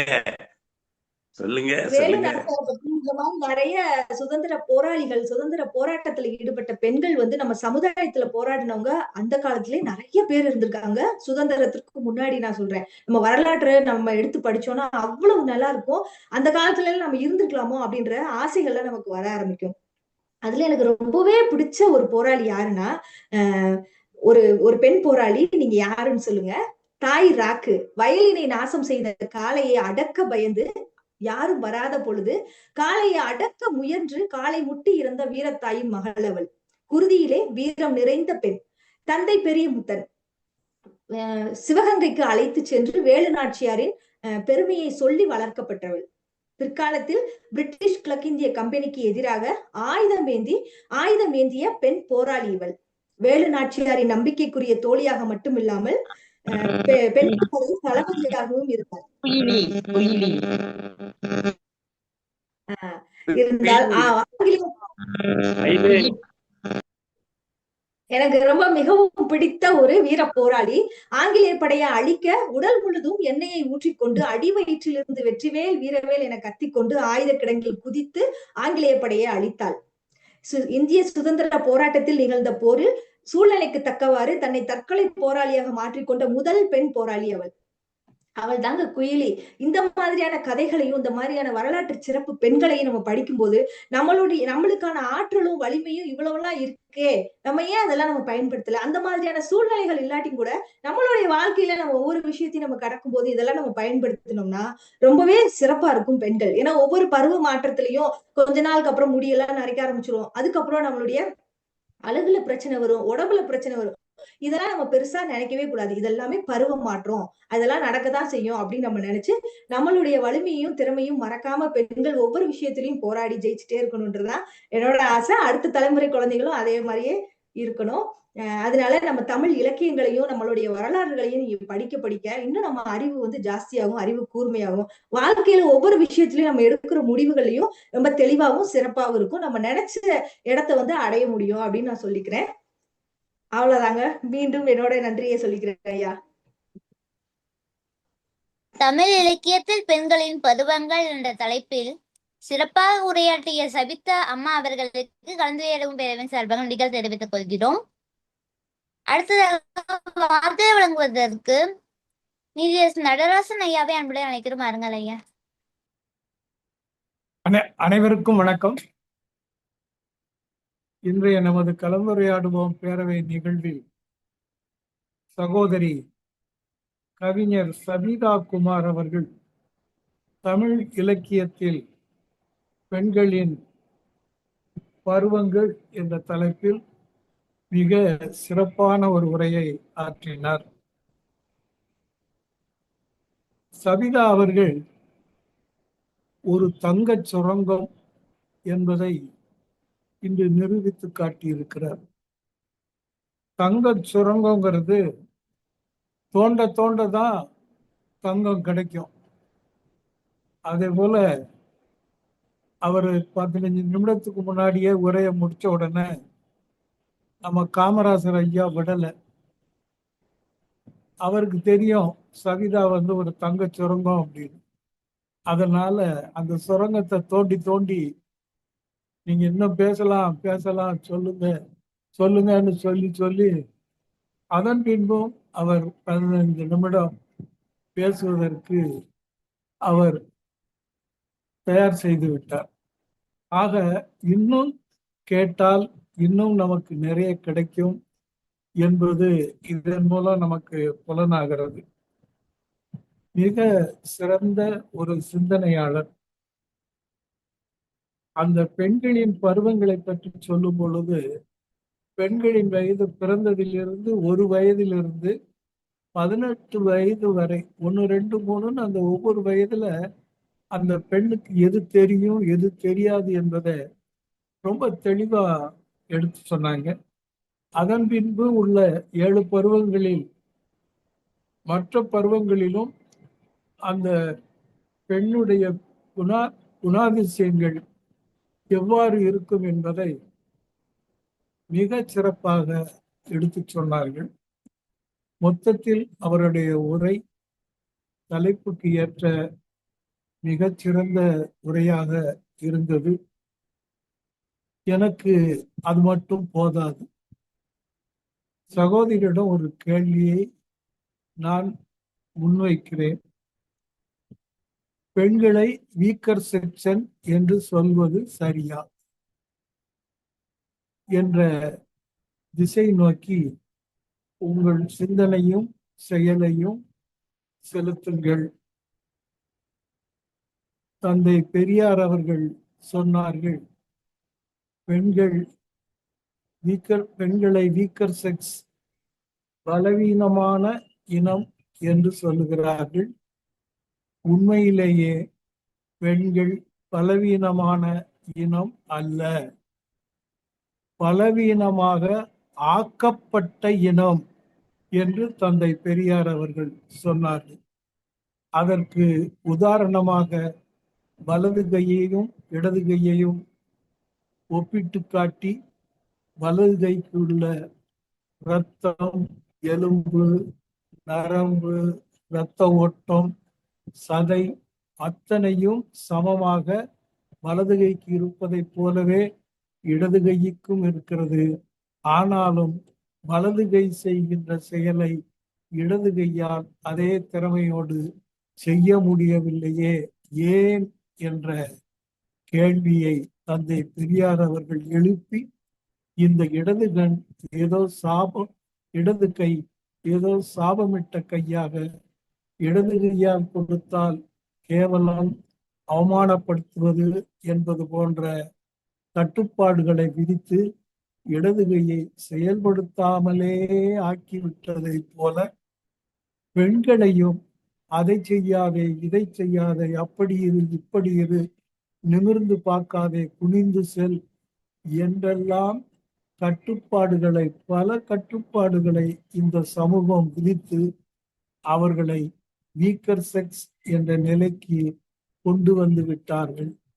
அதை உடைத்தெறிய சபிதா குமார் போன்றவர்கள் தான் முன்வர வேண்டும் என்கிற என் ஆசையை வெளிப்படுத்தி சகோதரி கவிஞர் சபிதா குமார் அவர்களை வாயார மனதார வாழ்த்துகிறேன். வாய்ப்புக்கு நன்றி, வணக்கம். நன்றிங்க ஐயா. அடுத்த வழங்குவதற்கு திரு காமராசையன் அவர்களை அன்புடன் அழைக்கிறோம்.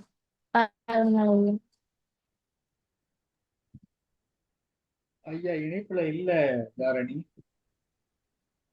அடுத்ததாக வாழ்த்துரை வழங்குவதற்கு அப்ளமநாயகம் ஐயாவை அன்புடன் அழைக்கிறோம் ஐயா. அழைத்ததற்கு நன்றி தாரணி. செந்தமிழே உயிரே நருந்தேனே, செயலினை மூச்சினை உனக்களித்தேனே, நைந்தா எனில் நைந்து போகும் என் வாழ்வு, நன்னிலை உனக்கெனில் எனக்கும் தானே. கென்யாவிலிருந்து நமக்காக இன்றைய கலந்துரையாடுவோம் பேரவையை சிறப்பித்த சகோதரி கவிதாயினி சபிதா குமார் அவர்களுக்கு கலந்துரையாடுவோம் பேரவை வாழ்த்துக்களையும் பாராட்டுகளையும் தெரிவிப்பது மிகுந்த மகிழ்ச்சி கொள்கிறது. தமிழ் இலக்கியத்தில் பெண்களின் பருவங்கள் என்ற தலைப்பில் நாம் இன்று கேட்டறிந்த இந்த சிறப்பான சொற்பொழிவு பெண்ணினுடைய வாழ்க்கையை வெறும் வயதின் நிலைகளாக மட்டும் பார்க்காமல் அவருடைய உணர்வுகள், எண்ணங்கள், கனவுகள், கடமைகள், உரிமைகள், வாழ்வியல் மாற்றங்கள் ஆகிய அனைத்தையும் இணைத்து பார்க்கும் ஒரு சிறந்த இலக்கிய பயணமாக அமைந்தது. தமிழ் இலக்கியத்தில் பெண்ணை ஒரு கோணத்தில் அணுகவில்லை. குழந்தை பருவத்தில் மழலைத்தன்மையோடும், இளமை பருவத்தில் கனவுகளோடும், காதல் பருவத்தில் உணர்வுகளோடும், இல்லற பருவத்தில் பொறுப்புகளோடும், தாய்மை பருவத்தில் தியாகத்தோடும், முதுமை பருவத்தில் அனுபவத்தின் முதிர்ச்சியோடும் பெண்ணின் வாழ்வை நம் இலக்கியம் நுட்பமாக பதிவு செய்துள்ளது. இவை அனைத்தையும் இங்கே ஒருங்கே கொண்டு வந்து தந்த இன்றைய சிறப்பு அழைப்பாளர் கவிதாயினி சபிதா குமார் அவர்களுக்கு மீண்டும் ஒரு முறை கலந்துரையாடுவோம் பேரவை தமிழ்நாடு சார்பாக வாழ்த்துக்களையும் பாராட்டுகளையும் தெரிவித்து இடம் சாருகிறோம். நன்றி, வணக்கம். நன்றிங்க ஐயா. அடுத்ததாக வாழ்த்துரை வழங்குவதற்கு ஜானகி பொண்ணு நம்மாவே அன்பு நினைக்கிறேன். வாருங்கள் அம்மா.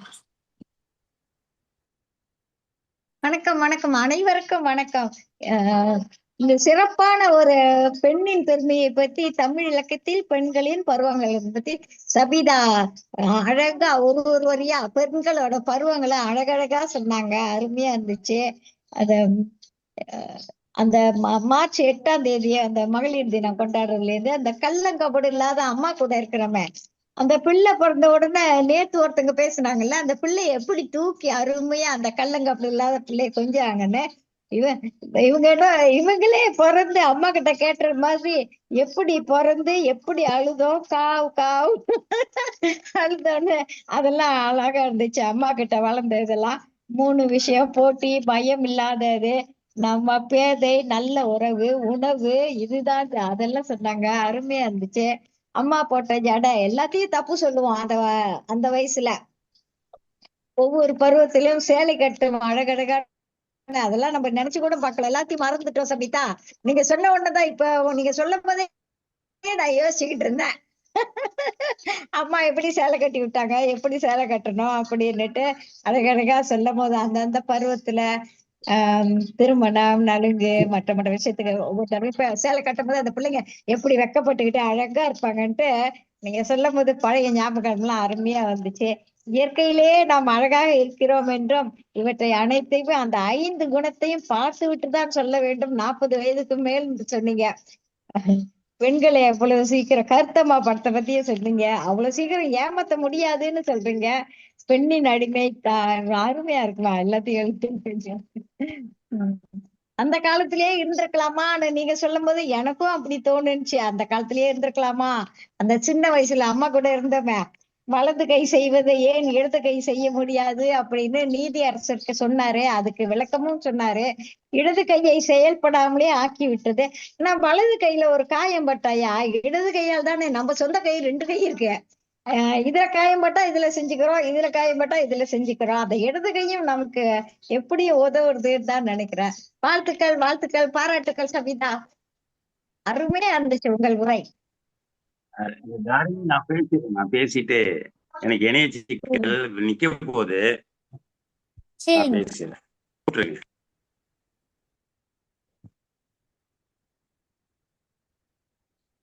பேசுங்க.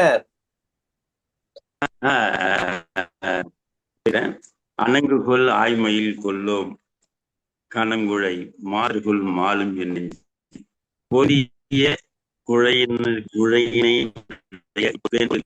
மக்களோ அல்லது தனிச்சப்பட்டிய ஒரு மயிலோ அல்லது மாறு என்று துணியாமல்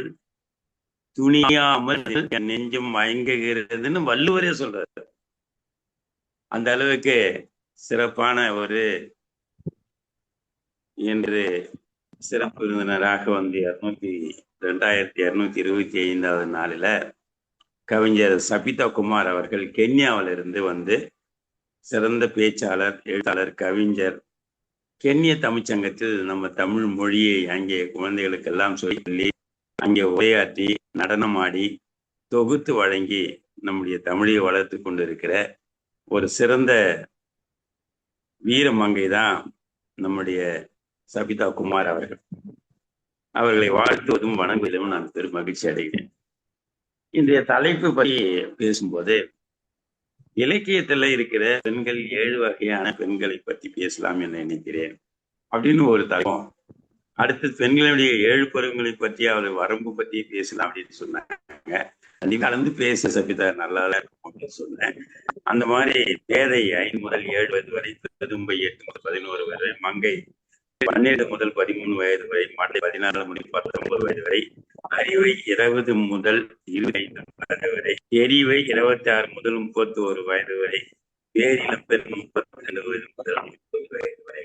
இதற்குள்ள என்னன்னு மாற்றம் நடக்கும், வாழ்க்கையில எப்படி எப்படி எல்லாம் அது வந்து பண்ணுவாங்கன்றதெல்லாம் ஒரு ஆண் சிசுவை விட பெண் சிசு தன் தாயின் ஒரு பெண்களின் அத்தினி, பத்தினி, சித்தினி, சங்கினி ஆகிய 4 பிரிவுகளில் உள்ளார்கள் சொன்னாங்க. ஆனால் ஆண்களில் மா, பறை, குதிரை என்ற 3 பிரிவுதான் வைத்திருக்கிறார்கள் என்பதையும் நாங்கள் அறியாமலே இருக்கிறோம். அதை பற்றியும் ஒரு நாள் ஒரு பேசினா சீர்காழி செல்வராஜ் மாதிரி ஒரு நாள் வந்து எதையெல்லாம் சொன்னால் ஆண்களுக்கே ஆற்றல் அதிகம், அதை விட பெண்களுக்கு இடுப்பு எலும்பு வலிமையானது, ஆணை விட பெண் வலிமை வாழ்ந்தவர்கள் தன்னை போல ஒரு உயிரை உருவாக்கி தருவது பெண்ணினைத்தாலேயே சாத்தியமாகிறது என்பதையெல்லாம் மிக சிறப்பாக சொல்லி அந்த புரிந்து கொள்கிற ஒவ்வொரு வயதிலும் என்னென்ன புரிந்து கொள்கிறார்கள் என்பதெல்லாம் ரொம்ப விரிவா சொன்னாங்க. அதையெல்லாம் சொன்னால் உரைக்குள் உறவாக மாறிவிடும் என்று சொல்லி அவர்களுடைய யூடியூப்பை நான் அடிக்கடி பார்க்கிறவன். பார்க்கும்போது தான் அந்த இயற்கையாகவே பெண் நீங்கள் அழகாக இருக்கிறீர்கள் என்று சொன்னால், யாராவது சொன்னால் நீங்கள் ஏமாந்து விடாதீர்கள் சொல்லி ஆரம்பிச்சு அவர்களுக்கு இந்தந்த குணங்கள் இருக்கணும், இந்தந்த தெய்வங்கள் எல்லாம் காற்று எல்லாம் நமக்கு உதவி செய்கிறது அப்படின்னு ஒரு விளக்கத்தை போட்டாங்க. அதை நம்ம குழுல எல்லாருக்குமே போட்ட என்னுடைய ரசிகன் இப்படி கென்யாவில் போய் நம்ம எப்போ வந்து வெற்றி கொண்டாட்டத்தை 3000வது நிகழ்ச்சி இதுல சிங்கப்பூர்ல நடக்கிறது செல்வராய் தலைமையில 4000ஆவதா இல்ல 3500 இந்த கென்யாவுக்கு நாங்கள் எல்லாம் வருவதற்கு தயாராக இருக்கிறோம் என்பதையும் சொல்லி நம்மளுடைய சபிதா குமார் அவர்கள் நீண்ட காலம் வாழ்ந்து தமிழுக்கு தொண்டாற்ற வேண்டும் என்று சொல்லி அடிக்கடி ஒரு மாதத்துக்கு ஒரு முறையாவது வந்து உங்களுடைய தங்கச் சுரங்கத்தை எல்லாருக்கும் தரணும்னு சொல்லி நன்றி பாராட்டி விடைபெறுகிறேன். நன்றி, வணக்கம், வாழ்த்துக்கள். நன்றிங்க ஐயா. அடுத்ததாக பாத்திர விளங்குவதற்கு சீர்காழி செல்வராஜ் ஐயாவே அந்த நினைக்கிறேன். வாருங்கள் ஐயா.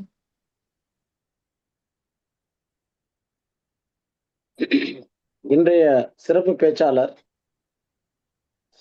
மிக சிறந்த உரையை பெண்களுடைய பல்வேறு பருவங்கள், அதனுடைய அந்தந்த ஒவ்வொரு பருவங்களுடைய குணாதிசயங்களை விரிவாக எடுத்துரைத்தார். மிக அருமை. இந்த கென்யா நாட்டுக்கு நான் போயிருக்கேன். சொமாலியா ஆப்ரேஷன் சொல்றக்கூடிய அந்த இதுல மும்பையில இருந்து கப்பல்ல நாங்க போகும்போது நிலநடுக்கோட தாண்டி போறப்ப அந்த கென்யா பகுதி அதுல வந்து ஆப்பிரிக்கா அந்த ஏரியாலாம் வந்து அது கிராஸ் ஆகும். அதுல அந்த நிலநடுக்கோட்டில இருந்து அந்த வடக்கு பகுதியில தெற்கு பகுதி போகும்போது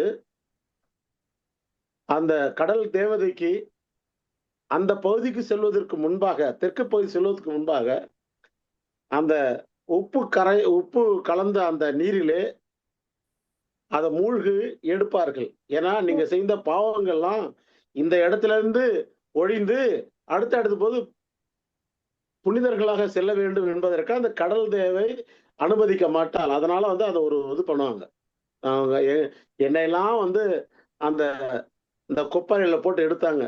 ஏன்னா இவ்வளவு தூரம் வந்து இந்த கப்பலுக்கு என்னென்ன பண்ணாரு, என்னென்ன செஞ்சாரு, இது பண்ணாரு, எப்படியெல்லாம் வந்து ஓடி ஓடி வேலை செஞ்சாரு, எவ்வளவு பேரை வந்து ஓடி ஓடி விரட்டினாரு அப்படிங்கிறதால அந்த லிஸ்ட் வச்சிருப்பாங்க. அந்த லிஸ்ட் வந்து இந்த பிரிட்ஜ் சொல்ற அந்த கேப்டன் இருக்கிற அந்த பிரிட்ஜில இருந்து அதை வாசிப்பாங்க.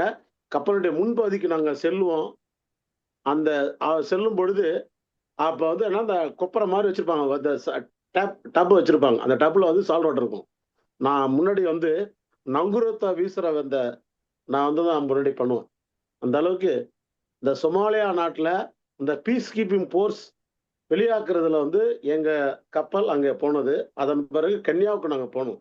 கென்யாவுக்கு போய் என்னோட உடுப்பு, பெண்ணின் ஆடை உடுப்புல வந்து அந்த கென்யாவுடைய அந்த பகுதியில எங்களெல்லாம் அழைச்சு ஓடி காமிச்சாங்க. இப்ப நினைச்சு பாக்குற 25 வருஷத்துக்கு முன்னாடி, கிட்டத்தட்ட 20-30 வருஷத்துக்கு முன்னாடி அந்த கென்யா பகுதியில இருந்து தமிழ் வளர்த்து கொண்டிருக்கின்ற இந்த அருமையான சபிதா குமார் அவர்களுக்கு நான் வணக்கம் செலுத்துகின்றேன். சிங்கப்பூர்ல இருந்து நாங்களும் தமிழ் வளர்க்கிறோம். நீங்க கென்யாவில இருந்து தமிழ் வளர்க்குறீங்க. அந்த கென்யா நாட்டிற்கு திரும்ப நான் வரணும்னு ஆசைப்படுறேன். நீங்களும் வரணும். இந்த பேரவை, பல ஆன்றோர்கள் சான்றோர்கள் இருக்கின்ற பேரவை, எவ்வளவு அழகா நீங்க பேசுறீங்க. உங்களை எப்படி பாராட்டுறாங்க. வெளிநாட்டுக்கு சென்ற போதும் தமிழை மறக்காமல், தமிழை, அந்த தூய தமிழை, தன் அன்னை தமிழை இந்த அவையில நீங்க அப்படியே மணிமணியா வைக்கிறீங்க. ரொம்ப ரொம்ப நாங்க வியந்து பாராட்டுகிறோம், வியந்து பார்க்கின்றோம். இன்னும் பேச மாட்டாரா இந்த சபிதா குமார், பேச மாட்டாரான்னு சொல்லிட்டு அவ்வளவுதான் வியந்து பார்க்கின்றோம். உங்களுடைய பேச்சு அவ்வளவு உணர்வுபூர்வமா இருந்தது, அவ்வளவு வந்து எளிமையா இருந்தது. உங்கள் நடை அழகு, உங்களுடைய பேச்சினுடைய வடிவம், நீங்க எடுத்துக்கொண்ட தலைப்புக்கு ஏற்ப நீங்க அந்த ஒத்த கருத்துக்களை சொல்லக்கூடிய விதம் எங்களை எல்லாம் கவர்ந்தது. ஆகவே கென்யா நாட்டிற்கு ஐயா சொல்ல 3000 ஆண்டும் இல்லை, இப்பொழுதே கென்யாவுக்கு வர வேண்டுமா, போகலாமா என்று நினைக்க தூண்டுகிறது. ஆகவே வாய்ப்பு இருந்தா சொல்லுங்கள், நாங்கள் அங்கே வருகிறோம். ஆகவே சிங்கப்பூரிலிருந்து நேரா கென்யாவுக்கு வருவதற்கு வாய்ப்பு இருந்தா சொல்லுங்கள், கண்டிப்பாக வருகின்றோம். வாழ்த்துக்கள். உங்களுடைய எண்ணெய் வந்து ஐயாவோட சொல்லுங்க, நான் வந்து தொடர்பு கொள்றேன். மிக மிக மிக மிக அருமை. வாழ்த்துக்கள். உங்களை போன்றவர்கள் இருப்பதனால், உலகத்தில் ஒவ்வொரு மூலையில் இருப்பதனால் தமிழ் வாழ்ந்து கொண்டே இருக்கிறது, தமிழ் வாழ்ந்து கொண்டே இருக்கும், தமிழ் எப்பொழுதும் நாவில இருந்து கொண்டு இருக்கும். உங்களால் முடிந்தவற்றை செய்யுங்கள். வாழ்த்து கூறி வணக்கம் செய்கின்றேன். கிழக்கு பகுதியிலிருந்து மேற்குக்கு நான் வணக்கம் செய்கின்றேன். வணக்கம் வணக்கம் வணக்கம். சிங்கப்பூரிலிருந்து சீர்காழி செல்வராஜ். சிறப்பாக வாழ்த்துரை வழங்கிய சீர்காழி செல்வராஜ் அவருக்கு அன்புடன் நன்றிகள் ஐயா. அடுத்ததாக வாழ்த்துரை வழங்குவதற்கு ஜானகி அம்மா அவர்களை அன்புடன் அழைக்கிறேன்.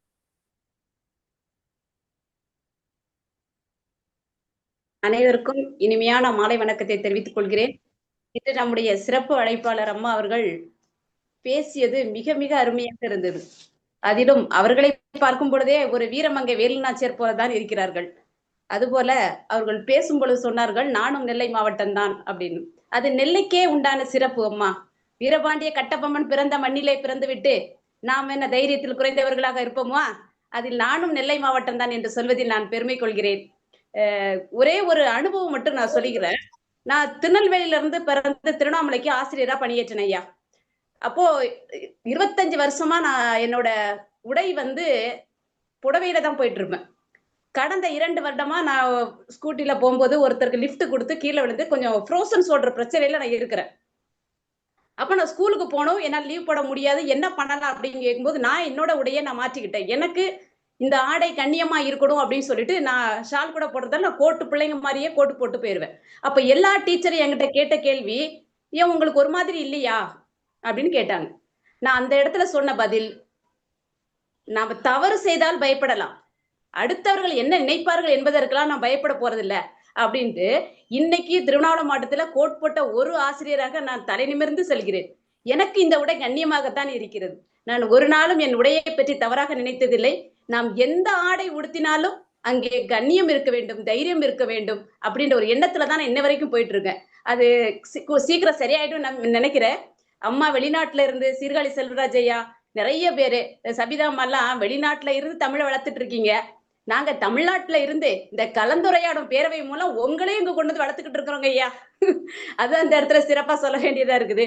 அடுத்தது இவங்க சொல்லும் போது எனக்கு தோன்றிய ஒரு கவிதை பெண்ணின் பருவங்களை பத்தி. மழலை பருவம் மலராய் சிரிக்கும், மனதில் கனவுகள் வானாய் விரியும், இளமை பருவம் இனிதாய் பூக்கும், லட்சிய சிறகுகள் உயர பறக்கும், தாய்மை பருவம் தியாகம் பேசும், தன்னலம் மறந்து அன்பை சுமக்கும், முதிர்ந்த பருவம் அனுபவம் தரும், முற்றிய ஞானம் வழிகாட்டி நிற்கும், பெண்ணின் ஒவ்வொரு பருவம் பொக்கிசம்தான், பிறப்பை வளப்படுத்தும் வாழ்வின் அதிசயம்தான். இந்த கவிதை எனக்கு அவங்க சொல்லும் போது அப்படியே எனக்கு தோணும் சில விஷயங்கள், அதை அப்படியே எழுதிக்கிறது. அதே மாதிரி இன்னைக்கு சொல்லக்கூடிய விஷயங்கள் திருவண்ணாமலைக்கும் திருநெல்வேலிக்கும் நிறைய வித்தியாசம் இருக்கு. அம்மா ஒரே ஒரு வித்தியாசம் என்ன தெரியுமா? யாராவது நீங்க அழகா இருக்கீங்கன்னு சொன்னா கண்டிப்பா அடுத்த வாட்டி பேசாதீங்க. நீங்க தைரியமா பேசுறீங்க, தன்னம்பிக்கையோட பேசுறீங்க அப்படின்னு சொன்னா கண்டிப்பா அடுத்த மாசம் கண்டிப்பா வாங்க. அதுவே நம்ம காமராஜர் ஐயா யாருக்கிட்ட எப்படி பேச நல்லா தெரிஞ்சவர். பேசி பேசியே அடுத்த மாசத்துக்கு அவர் ஆர்டர் கொடுத்துருவாரு, டேட்டு கொடுத்துருவாரு. இருந்தாலும் சிறப்பாக பேசிய அம்மா அவர்களுக்கு, என்னுடைய சகோதரிக்கு, என்னோட மண்ணின் மைந்தர் அவர்களுக்கு, உங்களுடைய சகோதரியாக திருவண்ணாமலையிலிருந்து வாழ்த்துக்களுடன் ஜானகி ஆசிரியர் அம்மா. நன்றி அம்மா. நன்றிங்க அம்மா. அடுத்ததாக வாழ்த்துரை வழங்குவதற்கு நெய்வேலி ஞானசேகரன் ஐயாவே அன்புடன் அழைக்கிறேன் ஐயா. அழைத்ததற்கு நன்றி அம்மா. இங்கே ஒரு மழலை பேசியது, அந்த மழலையை வாழ்த்துவதற்கு மகளிரை அழைக்க சொன்னேன், நீ எங்களையே அழைத்து கொண்டிருக்கிறாய். இருந்தாலும் இப்பொழுது பாராட்ட வேண்டிய நம்முடைய நன்னன்குடி அவை அவர்கள் வெளியேறிவிட்டார்கள். ஐயா நம்முடைய நீதியரசர் சொன்னதை போல தந்தை பெரியார் அவர்கள் இந்த நாட்டு பெண்களை பார்த்து பலமுறை பல்வேறு விதமான கேள்விகளை கேட்டார்கள். கல்விக்கு அரசி சரஸ்வதி என்கின்றீர்களே, உங்கள் பாட்டி சரஸ்வதிக்கு கையெழுத்து போட முடியுமா? கை நாட்டு தானே வைக்கிறார் என்றார். அப்படிப்பட்ட நிலையிலே தமிழ்நாட்டில் இருக்கக்கூடிய பெண்களை தந்தை பெரியார் பல முறை சுழன்று தமிழ்நாடு முழுமையும் சுற்றி பெண்களிடம் இருந்த கரண்டியை பிடுங்கிக் கொண்டு கல்வியை தாருங்கள் என்று பட்டி சொட்டி எல்லாம் பரப்புரை செய்தார். அதன் பயனாக இன்றைக்கு நம்முடைய மழலை மகள் கென்யாவிலே இருந்து நமக்கு அன்பு தமிழை, அருந்தமிழை மழலை பருவத்திலிருந்து முதுமை பருவம் வரை சிறப்பாக எடுத்துரைத்தார்கள். உங்களுடைய உரை தெளிவான உரை. உங்கள் உரையிலேயே மழலை விளையாடி கொண்டிருந்தது. எனவே உங்கள் உரையை நம்முடைய இளம் தலைமுறைக்கு சிறப்பாக தர வேண்டும், தமிழின் பெருமையை நிலைநாட்ட வேண்டும் என்று அன்போடு கேட்டுக்கொள்கிறேன். காரணம், வீரர்கள் பிறந்த மண்ணிலிருந்து நீங்கள் கென்யா சென்றிருக்கின்றீர்கள். கென்யாவிலே மலர் தோட்டங்களும் பல்வேறு விதமான உழைப்புக்கு சிறந்த ஒரு நாடு அந்த நாடு. அந்த நாட்டிலே வாழுகின்ற மக்களுக்கு பேருதவி செய்யுங்கள். அதோடு தாய் தமிழகத்திற்கும் உங்களுடைய பங்களிப்பை தாருங்கள் என கேட்டு தந்த வாய்ப்புக்கு நன்றி கூறி விடைபெறுகிறேன். நன்றி, வணக்கம்.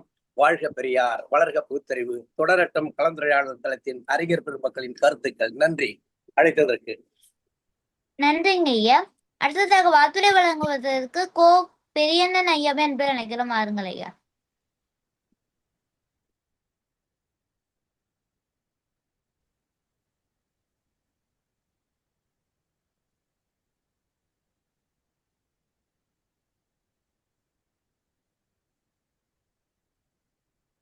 இணைப்பில் இணைந்திருக்கின்றவருக்கும் வணக்கம்.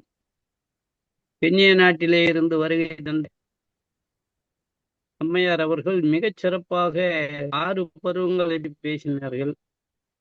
இந்த 7 பருவம் என்பது பேதை, பெதும்பை, மங்கை, மடந்தை, அறிவை, தெரி, பேலம், பெண், கிழவின்றத எவ்வளவு அருமையா இலக்கியவாதிகள் சொல்லியிருக்காங்க. பெரிய இளமையான பெண்ணு அப்படின்னு சொன்னாங்க. இந்த 6 பேரும் இந்த உலா என்ற ஒரு இலக்கியம் இருக்குது. குலோத்துங்க சோழன் உலா, விக்கிரமசன் உலா போன்ற இடத்தெல்லாம் அந்த அரசன் வரும் பொழுது 7 பருவ பெண்கள் பேசிக்கொள்வார்கள் என்பதை பற்றி சொல்லுகின்ற ஒரு இலக்கியம்தான் அந்த உலா என்ற இலக்கியம். அம்மையார் அவர்கள் சொல்லும் பொழுது ஒரு அழகிய கருத்தை சொன்னார்கள். அது வீரமங்கை வேலு நாச்சியார் வரலாறு. வீரமங்கை வேலு நாச்சியாருடைய வாழ்க்கை வரலாற்றை ஒரு காவியமாக பாடியிருக்கிறார் அவர் புதுகை வெற்றிவேலன் அவர்கள். இது ஒரு பெரிய சர்ச்சைக்குரிய ஒரு தலைப்பு, குயிலி. இந்த குயிலி என்ற புத்தகத்தை படைத்தவர் ஒரு ஆசிரியர். ஒரு அந்த நாவலில சுவையை கூட்ட வேண்டும் என்பதற்காக சேர்த்திருக்கிறார்கள். குயிலி என்ற புத்தகம் காயமாக வரலாற்றில இடம்பெறவில்லை என்று இந்த நம்முடைய புதுகை வேலனார் பாத்திர படைப்பிரிவு நான் நூலில் எழுதிவிட்டேன் என்று ஒப்புக்கொண்டார்கள். ஆகவே குயிலி என்ற பாத்திரம் ஒரு கதைக்காக படைக்கப்பட்ட பாத்திரம். அவர்கள் வெளிநடக்கும் பொழுது தன் உடல் முழுவதும் துணியால் சுற்றிக்கொண்டு எண்ணெய் ஊற்றி கொண்டு இலங்கையிலே ஒரு கற்பனையாக எழுதப்பட்ட ஒரு காவியம். இது உண்மை அல்ல என்று சொல்லுகிறார்கள் ஆராய்ச்சியாளர்கள்.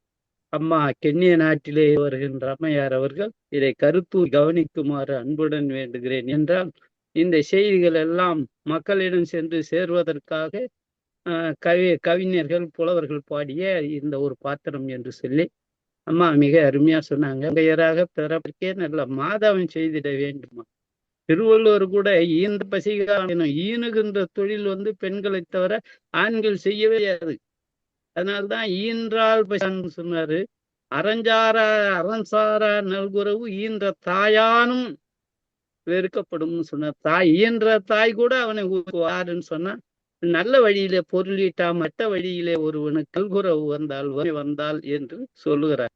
ஆக ஈர்த்தா ஈனுகின்ற பெண்கள் தவிர ஆண்கள் இல்லை.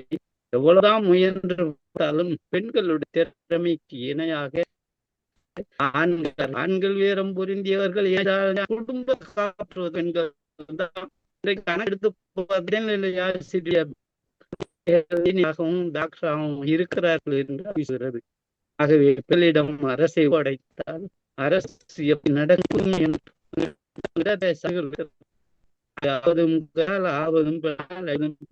சொன்னார்கள். நல்ல கருத்தை அவருக்கு வணக்கத்தை தெரிவித்து மிக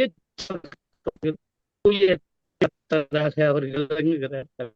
வீட்டிலே இருந்து அவர் பத்தாளர் என்று சொல்லி ஐயா நம்முடைய பெருமையே காமராசர் எங்கு இருக்கிறார்களோ அவர்களை எல்லாம் அழைத்து கொண்டு அறிமுகம் செய்து எங்களை எல்லாம் அவர்களுடைய நாட்டுக்கு அழைத்து செல்கின்ற ஒரு நிலையிலே இருக்கின்ற இந்த நிகழ்வை கலந்து உரையாடுவோம். உரையாடல் குழுவை வணங்கி வாழ்த்தி அம்மா தரணி அவர்கள் ஒரு ஆழ்ந்த அன்ற அறிவுடையவர்களை போல இந்த இணைப்புரையை சொல்லுகிறார்கள். அவர்களையும் அதற்கும் வணக்கம் தெரிவித்து நிறைவு செய்யும். நன்றி, வணக்கம், வாழ்த்துக்கள். நன்றிங்க ஐயா. அடுத்ததாக வாழ்த்துரை வழங்குவதற்கு தங்கவேலனார் ஐயா அவர்களே என்று அழைக்கிறோம். வாருங்கள் ஐயா.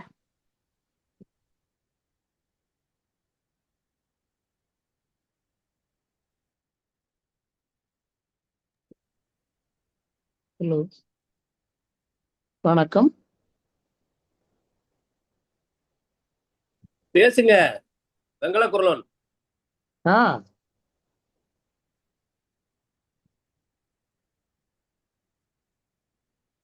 உங்களை தான் பேச சொல்லியிருக்காங்க, பேசுங்க. வணக்கங்கள் பல கோடிகள். இன்றைய நிகழ்வில் மிகச்சிறந்த சொற்பொழிவு என்பதை விட அந்த கூர்ந்து கவனித்து அதற்கான விளக்கங்களை சொன்னீர்கள் அல்லவா, அத்தனையும் மிக துல்லியமாக கவனிக்கப்பட்டது.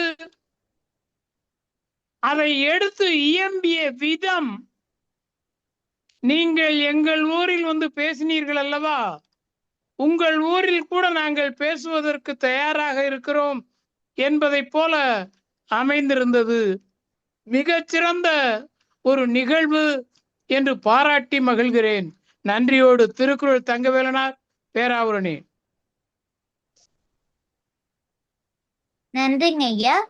அடுத்ததாக வார்த்தை வழங்குவதற்கு திருமதி அன்னபூர்ணி அம்மாவே என்று நினைக்கிறோம். வாங்கலாமா? அழைத்ததற்கு நன்றி அம்மா. இன்று நம்முடைய சிறப்பு அழைப்பாளர் சபிதா அம்மாவிற்கு முதற்கண் என்னுடைய வணக்கம். சான்றோர் பெருமக்களுக்கும் குழந்தைகளுக்கும் என்னுடைய வணக்கம். அதாவது அவங்க எடுத்துட்ட இந்த தலைப்பு தமிழ் இலக்கியத்தில் பெண்களின் பருவங்கள். முதல்ல இருந்து எப்படியெல்லாம் அந்த 7 பருவத்தை முதல்ல ஆரம்பிச்சாங்க. அதாவது அதாவது பெண்கள் வந்து ரொம்ப அழகானவங்களா இருப்பாங்க, மென்மையாகவும் இருப்பாங்க, அறிவாளியாகவும் இருப்பாங்க அப்படிங்கிறத சொன்னாங்க. அந்த 7 பருவங்களை அழகா ஒன்னொன்னா எடுத்து சொன்னாங்க. அந்த பேதை பருவம் வந்து குழந்தை பிறந்தது முதல் 12 வயசு வரை கள்ளங்கபடமற்ற ஒரு பருவம். அது என்ன சொன்னாலும் அம்மா வந்து அந்த சமயத்துல வந்து உங்கள் அந்த நேரத்துல வந்து உங்களுடைய அம்மா வந்து உங்களை எப்படி புகழ்ந்தாங்க, எப்படி சொன்னாங்கங்கிறத நீங்க சொன்னது ரொம்ப அருமையா இருந்தது. அடுத்தது வந்து அந்த 1 வயதும் போது அம்மாவோட உறவு, அந்த குழந்தையோட அழுகை சத்தம் கேட்டாலும் அந்த அம்மாவுக்கு என்னத்துக்காக அழறான் அப்படிங்கிறது அந்த அம்மாவுக்கு நல்லாவே தெரியும். பசியால அழறாங்களா இல்லை வேற எதுக்காவது அழறாங்களான்னு அம்மாவுக்கு நல்லாவே தெரியும். அதே மாதிரி ஒவ்வொரு இதுவும் வந்து 2வது வயசுல வந்து சுவை அறியும். இப்படி ஒவ்வொரு வயசா அம்மா வந்து ஒவ்வொன்றா சொல்லும்போது ஒவ்வொரு வயசுலையும் வந்து குழந்தைகளை எப்படி இருப்பாங்கங்கிறத அழகா எடுத்து சொன்னாங்க. அதாவது 3 விஷயத்த சொன்னாங்க. எப்படின்னா, போட்டி போடாத இது வேணும், பயம் இல்லாமல் இருக்கணும், பொறாமை இல்லாமல் இருக்கணும் அப்படிங்கிறத அழகா எடுத்து சொன்னாங்க. அப்புறம் வந்து இந்த நல்ல உறவு, நல்ல உணவு, நல்ல உறவு, அதுக்கப்புறம் வந்து நல்ல தேவை, அதாவது நம்ம நல்ல தேவை, நல்ல ஒவ்வொரு இதுவும் தேவையானதுலாம் வேணுங்கிறத சொன்னாங்க. அப்புறம் அந்த பெருமை அந்த 13 வயசுக்கு மேலே இருக்கிற குழந்தைங்கள்லாம் எப்படி இருப்பாங்க அப்படிங்கிறத, அதாவது அவங்க எப்போதுமே குழப்பமான நிலையில இருப்பாங்க அப்படின்னு சொன்னாங்க. அப்புறம் அந்த ஒவ்வொரு தாய்க்கும் வந்து தன்னுடைய குழந்தை வந்து எப்படி இருந்தாலும், அதாவது சொல்லுவாங்க இல்லையா ஒரு வசனம், ஒரு பழமொழி, காக்கைக்கும் தன் குஞ்சு பொன் குஞ்சு தான். அதனால் எப்படி இருந்தாலும் அந்த குழந்தைய வந்து தன்னுடைய ரொம்ப அழகாக இதுவாக இருந்தாலும் ரொம்ப அழகாக இருக்கேன்னு சொல்லிட்டு ரொம்ப அருமையாக பார்த்துப்பாங்க. அதுக்கடுத்தது வந்து 13 வயசு பருவ மாற்றத்தில் வந்து கோபம்லாம் நிறைய வரும். அந்த சமயத்தில் அந்த 13 வயசுக்கு மேலே கோபங்கள்லாம் வரும். அதே மாதிரி 40 வயசுக்கு மேலே பேரிளம் பெண்ணாக மாறுகிறாங்க. அதாவது மங்கை அப்படிங்கிறது வந்து 25 வயசு. அந்த 25 வயசில் அம்மா வந்து அந்த பருவத்தில் வந்து அம்மா எழுதின அந்த கவிதை வந்து ரொம்ப அருமையாக இருந்தது. அன்னையாகவும் இருப்பாங்க, தோழியாகவும் இருப்பாங்க, அதுக்கப்புறம் நல்ல ஒரு நமக்கு அறிவை புகட்டக்கூடிய ஆசானாகவும் இருப்பாங்க அப்படிங்கிறது சொன்னாங்க. அப்புறம் மலர்ந்தை அந்த இடத்துல வந்து அறிவை, இதெல்லாம் வந்து 40 வயசுலேருந்து 60 வயசு வரைக்கும் சொன்னாங்க. மலர்ந்தைங்கிறது முதிர்ந்த பெண்ணுன்னு சொன்னாங்க. முதிர்ந்த பெண்ணுன்னா அம்மா சொன்ன மாதிரி அது எத்தனை வயசு, 60 வயசுக்கு மேலேயா, 70 வயசுக்கு மேலேயா, இல்லை என்ன மாதிரி 80 வயசுக்கு மேலேயாங்கிறது தெரியாது. ஐயா சொல்லுவார், இந்த 20 வயசுலயும் நீங்கள் தைரியமாக வேலு நாச்சியார் மாதிரி இருக்கீங்கன்னு சொல்லிட்டு நம்ம காமராஜ் ஐயா சொல்லுவார். இருந்தாலும் பசங்களெல்லாம் ஒரு நல்ல நிலைமைக்கு கொண்டு வந்து அதாவது குடும்பத்தையும் பார்த்துட்டு வேலையும் செஞ்சுட்டு குழந்தைங்களை நல்லபடியாக வளர்த்து ஒவ்வொருத்தரையும் நல்ல நிலைமைக்கு கொண்டு வந்தோம்மா. இப்போ வந்து எல்லாரும் அவங்கவுங்க குடும்பத்தோடு இருக்காங்க. நான் தனிமையில் இனிமை கண்டுன்னு இருக்கேம்மா. ஏன்னா அந்த ஒருத்தர் வந்து நம்ம தொந்தரவு பண்ணக்கூடாது, நம்ம இதை நம்மளே பார்த்துக்கணும். அதுதான் என்னுடைய இது. அடுத்தது வந்து இந்த ரொம்ப வந்து மிகவும் கவனமாக இருப்பாங்க இந்த வயசுல அப்படின்னு சொன்னாங்க. அப்புறம் தன்னையும் காத்துண்டு, குடும்பத்தையும் காத்துண்டு, குழந்தையும் காத்துண்டு, கணவனையும் காத்துண்டு, அந்த மாதிரி ஒவ்வொரு இதுலையும் அவங்க வந்து ரொம்ப பொறுமையாக செய்வாங்க. அப்போ அன்பும் அறிவும் நிறைந்து இருப்பாங்க அப்படிங்கிறத சொன்னாங்க. குடும்பத்தில் போராடி வந்திருக்காங்க. ஒவ்வொரு நிலைமையில பார்த்தீங்கன்னா அந்த குடும்பத்தில் வந்து அவங்க எவ்வளோ சிரமப்பட்டிருப்பாங்க. இருந்தாலும் அந்த சமயத்தில் அந்த வந்து பேரிடம் பெண் வந்து 70 வயசுக்கு மேலே அப்படின்னு சொன்னாங்க. அப்புறம் அந்த பாரதியாரோட கவிதைன்னு சொல்லி சொன்னாங்க, அருமையாக படித்தாங்க. அப்புறம் அவருக்கு வந்து நல்ல ஒரு இது சொன்னாங்க. அப்புறம் போட்டி பொறாமை இதெல்லாம் இருந்தால் வந்து நம்ம வாழ்வில் வந்து முன்னேற முடியாது. அந்த குழந்தை முதல் வரலாறுகளை நம்ம குழந்தைகளையும் வரலாறுகளை படிக்க வைக்கணும்ங்கிற அருமையாக சொன்னாங்க. அம்மா சொன்னது. நன்றி அம்மா, எனக்கு வாய்ப்பு கொடுத்ததுக்கும் நன்றி, வாழ்த்துக்கள்மா. நன்றிங்கம்மா. அடுத்ததாக வாதுரை வழங்குவதற்கு அண்ணாமலை சம்பத்குமார் ஐயாவை அன்புடன் அழைக்க மாறுங்கள் ஐயா.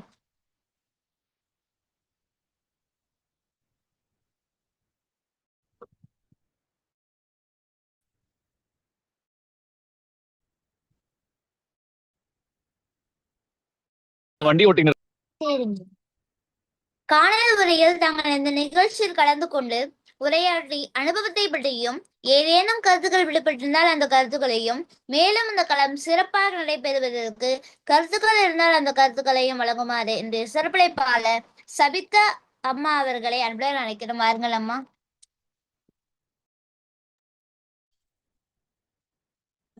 இன்னைக்கு இந்த நிகழ்ச்சியில கலந்துக்கிறதுக்கு முன்னாடி கொஞ்சம் குழப்பமா இருந்தேன். ஏன்னா என்னுடைய சிந்தனையில என்னோட அறிவுக்கு எட்டின விஷயங்களை நம்ம சொல்ல போறோம். இதுல எப்படி எல்லாரும் எடுத்துப்பாங்கன்னு கொஞ்சம் ரொம்பவே குழப்பத்துலதான் இருந்தேன். இன்னைக்கு ரொம்பவே சந்தோஷமா இருக்கு ஒருத்தரும் பாராட்டும் போது.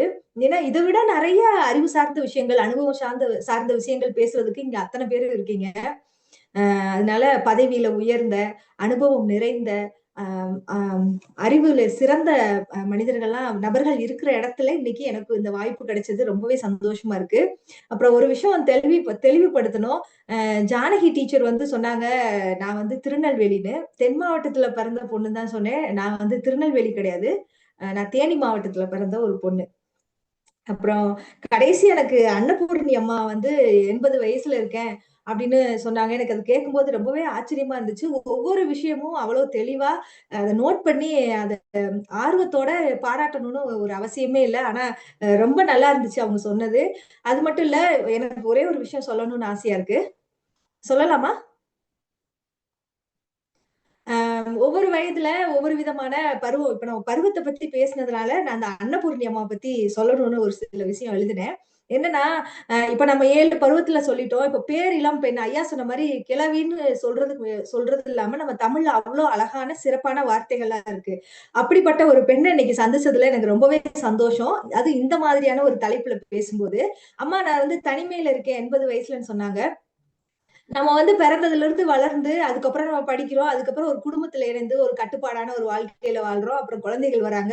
இப்படியே நம்ம வாழ்க்கை வந்து தொடர்ந்து போய்கிட்டே இருக்கு. நமக்கு தனிமைன்ற ஒரு விஷயமே இல்லாம போயிருது. குறிப்பா பெண்களுக்கு. ஏன்னா அடுத்தடுத்த கடமைகளும் பொறுப்புகளும் வாழ்நாள் முழுவதும் இருக்கு.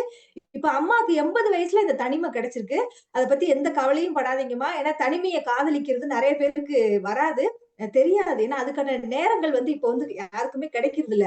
எல்லாருமே நேரம் பத்தாத சூழல்ல யோசிக்கிறோம், வேலைக்கு போறோம், வரோம், நம்மளுடைய கடமைகளை, நம்மளோட கமிட்மெண்ட்ஸ் சொல்றாங்களா, அதை நோக்கி நம்ம ஓடிக்கிட்டே இருக்கோம். ஆனா இந்த வயதுலயும் நீங்க தனிமையா இருக்கேன்றதுனால அது ஒரு கவலையான விஷயமா இல்லாம அந்த தனிமையை நீங்க காதலிச்சிட்டு இருக்கீங்க அப்படின்னு நீங்க சொல்லுங்க இனிமேலு. ஏன்னா உங்களுடைய கடமைகள் எல்லாம் முடிச்சு பிள்ளைகள் எல்லாம் பெருசாயிட்டாங்கன்னு சொன்னீங்க. கேட்கும்போது ரொம்ப சந்தோஷம். அதை விட இந்த தலைப்புல நீங்க வந்து பாராட்டினது எனக்கு ரொம்பவே மகிழ்ச்சியா இருக்கு. இந்த நிகழ்ச்சியில கலந்துகிட்டதுக்கும் எனக்கு ரொம்ப சந்தோஷம். காமராஜ் ஐயா அவர்களுக்கும் எல்லாருக்குமே என்னுடைய மனமார்ந்த நன்றி. நன்றிமா. நீங்களும் ரொம்ப இருக்கேன்மா, உங்ககிட்ட சொல்லிக்க விரும்புறேன். ஏன்னா குழந்தைகளுக்காக போய் வகுப்பெல்லாம் நல்லொழுக்க வகுப்பெல்லாம் எடுத்துட்டு இருக்கேன். குழந்தைகளுக்கெல்லாம் டிராயிங் வரைஞ்சு பிரைசஸ் கொடுத்துட்டு இருக்கேன். 24 மணி நேரம் எனக்கு பத்தலம்மா, அதையும் சொல்லிக்கிறேம்மா உங்ககிட்ட. இன்னைக்கும் நான் சமூக தொண்டு செஞ்சுட்டு தான் இருக்கேன்மா. வயசு 80க்கு மேல ஆகுது, 80 ஆயிடுச்சு. மகிழ்ச்சி மகிழ்ச்சி மகிழ்ச்சி. நான் வந்து குறையா அதை வந்து நீங்க சொல்லும் போது எனக்கு அவ்வளவு மகிழ்ச்சியா இருந்துச்சு. அதனால அதை சொல்லணும்னு எனக்கு தோணுச்சு. அது இந்த தலைப்புல நீங்க இருக்கும்போது அதை சொல்லணும்னு தோணுச்சு. அவ்வளவுதான். ரொம்ப நன்றி. நன்றிங்க அம்மா. அடுத்ததாக ஜானகி பொன்னம்மா அவர்களே அன்புடன் அழைக்கிறோம். நன்றி தரணி. அவங்க சொன்ன மாதிரி அந்த தனிமையில கிடைக்கிற இனிமை இருக்குதே, அது அந்தந்த வயசுல நமக்கு கிடைக்கவே கிடைக்காது. இந்த வயசுல அந்த தனிமை கிடைக்கும் போது எனக்கு வந்து படிக்கவும் எழுதவும் பிடிக்கும். ஏன்னா பேர பிள்ளைங்களை எல்லாம் வளர்த்து எல்லாம் பெருசாயிட்டாங்க. அதனால நான் எத்தனையோ பேர் எந்தெந்த வழியோ தேர்ந்தெடுக்கிறதுக்கு நான் தேர்ந்தெடுத்தது எனக்கு பிடிச்சதை படிக்கிறதுக்கும் எழுதுறதுக்கும் தான். அதுதான் எனக்கு சிறப்பா இருக்கு. அதனாலதான் இந்த மாதிரி எல்லாம் கலந்துக்க முடியுது, எல்லா நிகழ்ச்சிகளையும் கலந்துக்க முடியுது. நன்றி. நன்றிங்க அம்மா. இத்துடன் 2ஆம் பகுதி நிறைவடைகிறது. 3ஆம் பகுதி நிகழ்வை குணமதி அவர்களுடைய நன்றி, வணக்கம். அழைத்ததற்கு நன்றி. அனைவருக்கும் வணக்கம். இன்றைய நிகழ்வின் 2225 இன்றைய சிறப்பழைப்பாளர் சபிதா குமார் அம்மா அவர்கள் கலந்தினமும் பெருவியின் சார்பாக நன்றிகள் தெரிவித்துக் கொள்கிறோம். அம்மா அவர்கள் கலந்தினமும் பெருவியில் உரையாற்றப்பாடு சேர்ந்த புராணம் மூலமாக அனுப்பப்படும் நிகழ்ச்சியின் தலைமை ஒருங்கிணைப்பாளர் மரியாதைக்குரிய தமிழியலன் கண்ணம்மாள் அவர்களுக்கும், நிகழ்ச்சி முன்னாள் இந்நாள் ஒருங்கிணைப்பாளர்களுக்கும், நிகழ்ச்சியில் கலந்து கொண்டு சிறப்பித்து வாழ்த்துறை வழங்கிய அனைத்து சாரர்களுக்கும், குரலும் பொருளும் வழங்கிய சகோதரிகளுக்கும், இசைபார வழங்கியவர்களுக்கும், வரலாற்று செய்திகள் வழங்கியவர்களுக்கும் வாழ்த்துக்களும் பாராட்டுகளும் நன்றிகளும். நிகழ்ச்சியினுடைய அழைப்புதல் மற்றும் பாராட்டு தரும் ஷாமலி அம்மா அவர்களுக்கும் நன்றிகள். நாளைய நிகழ்வு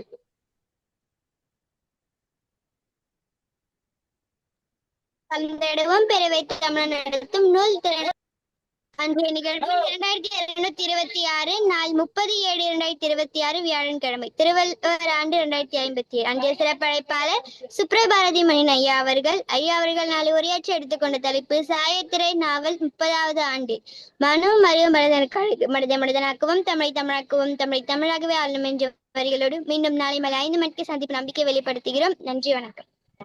மகிழ்ச்சி. சிறப்பு. முதல் பகுதியை ஒருங்கிணைத்த திவாசினி அவர்களுக்கும், 2ஆம் பகுதியை ஒருங்கிணைத்த தாரணி அவர்களுக்கும், 3ஆம் பகுதியை ஒருங்கிணைத்த முத்துகுணமதி அவர்களுக்கும் வாழ்த்துக்களும் பாராட்டுகளும் நன்றிகளும். இன்றைய சிறப்பு அழைப்பாளர் மிக அருமையாக இந்த தலைப்பை எடுத்து பேசினார்கள்.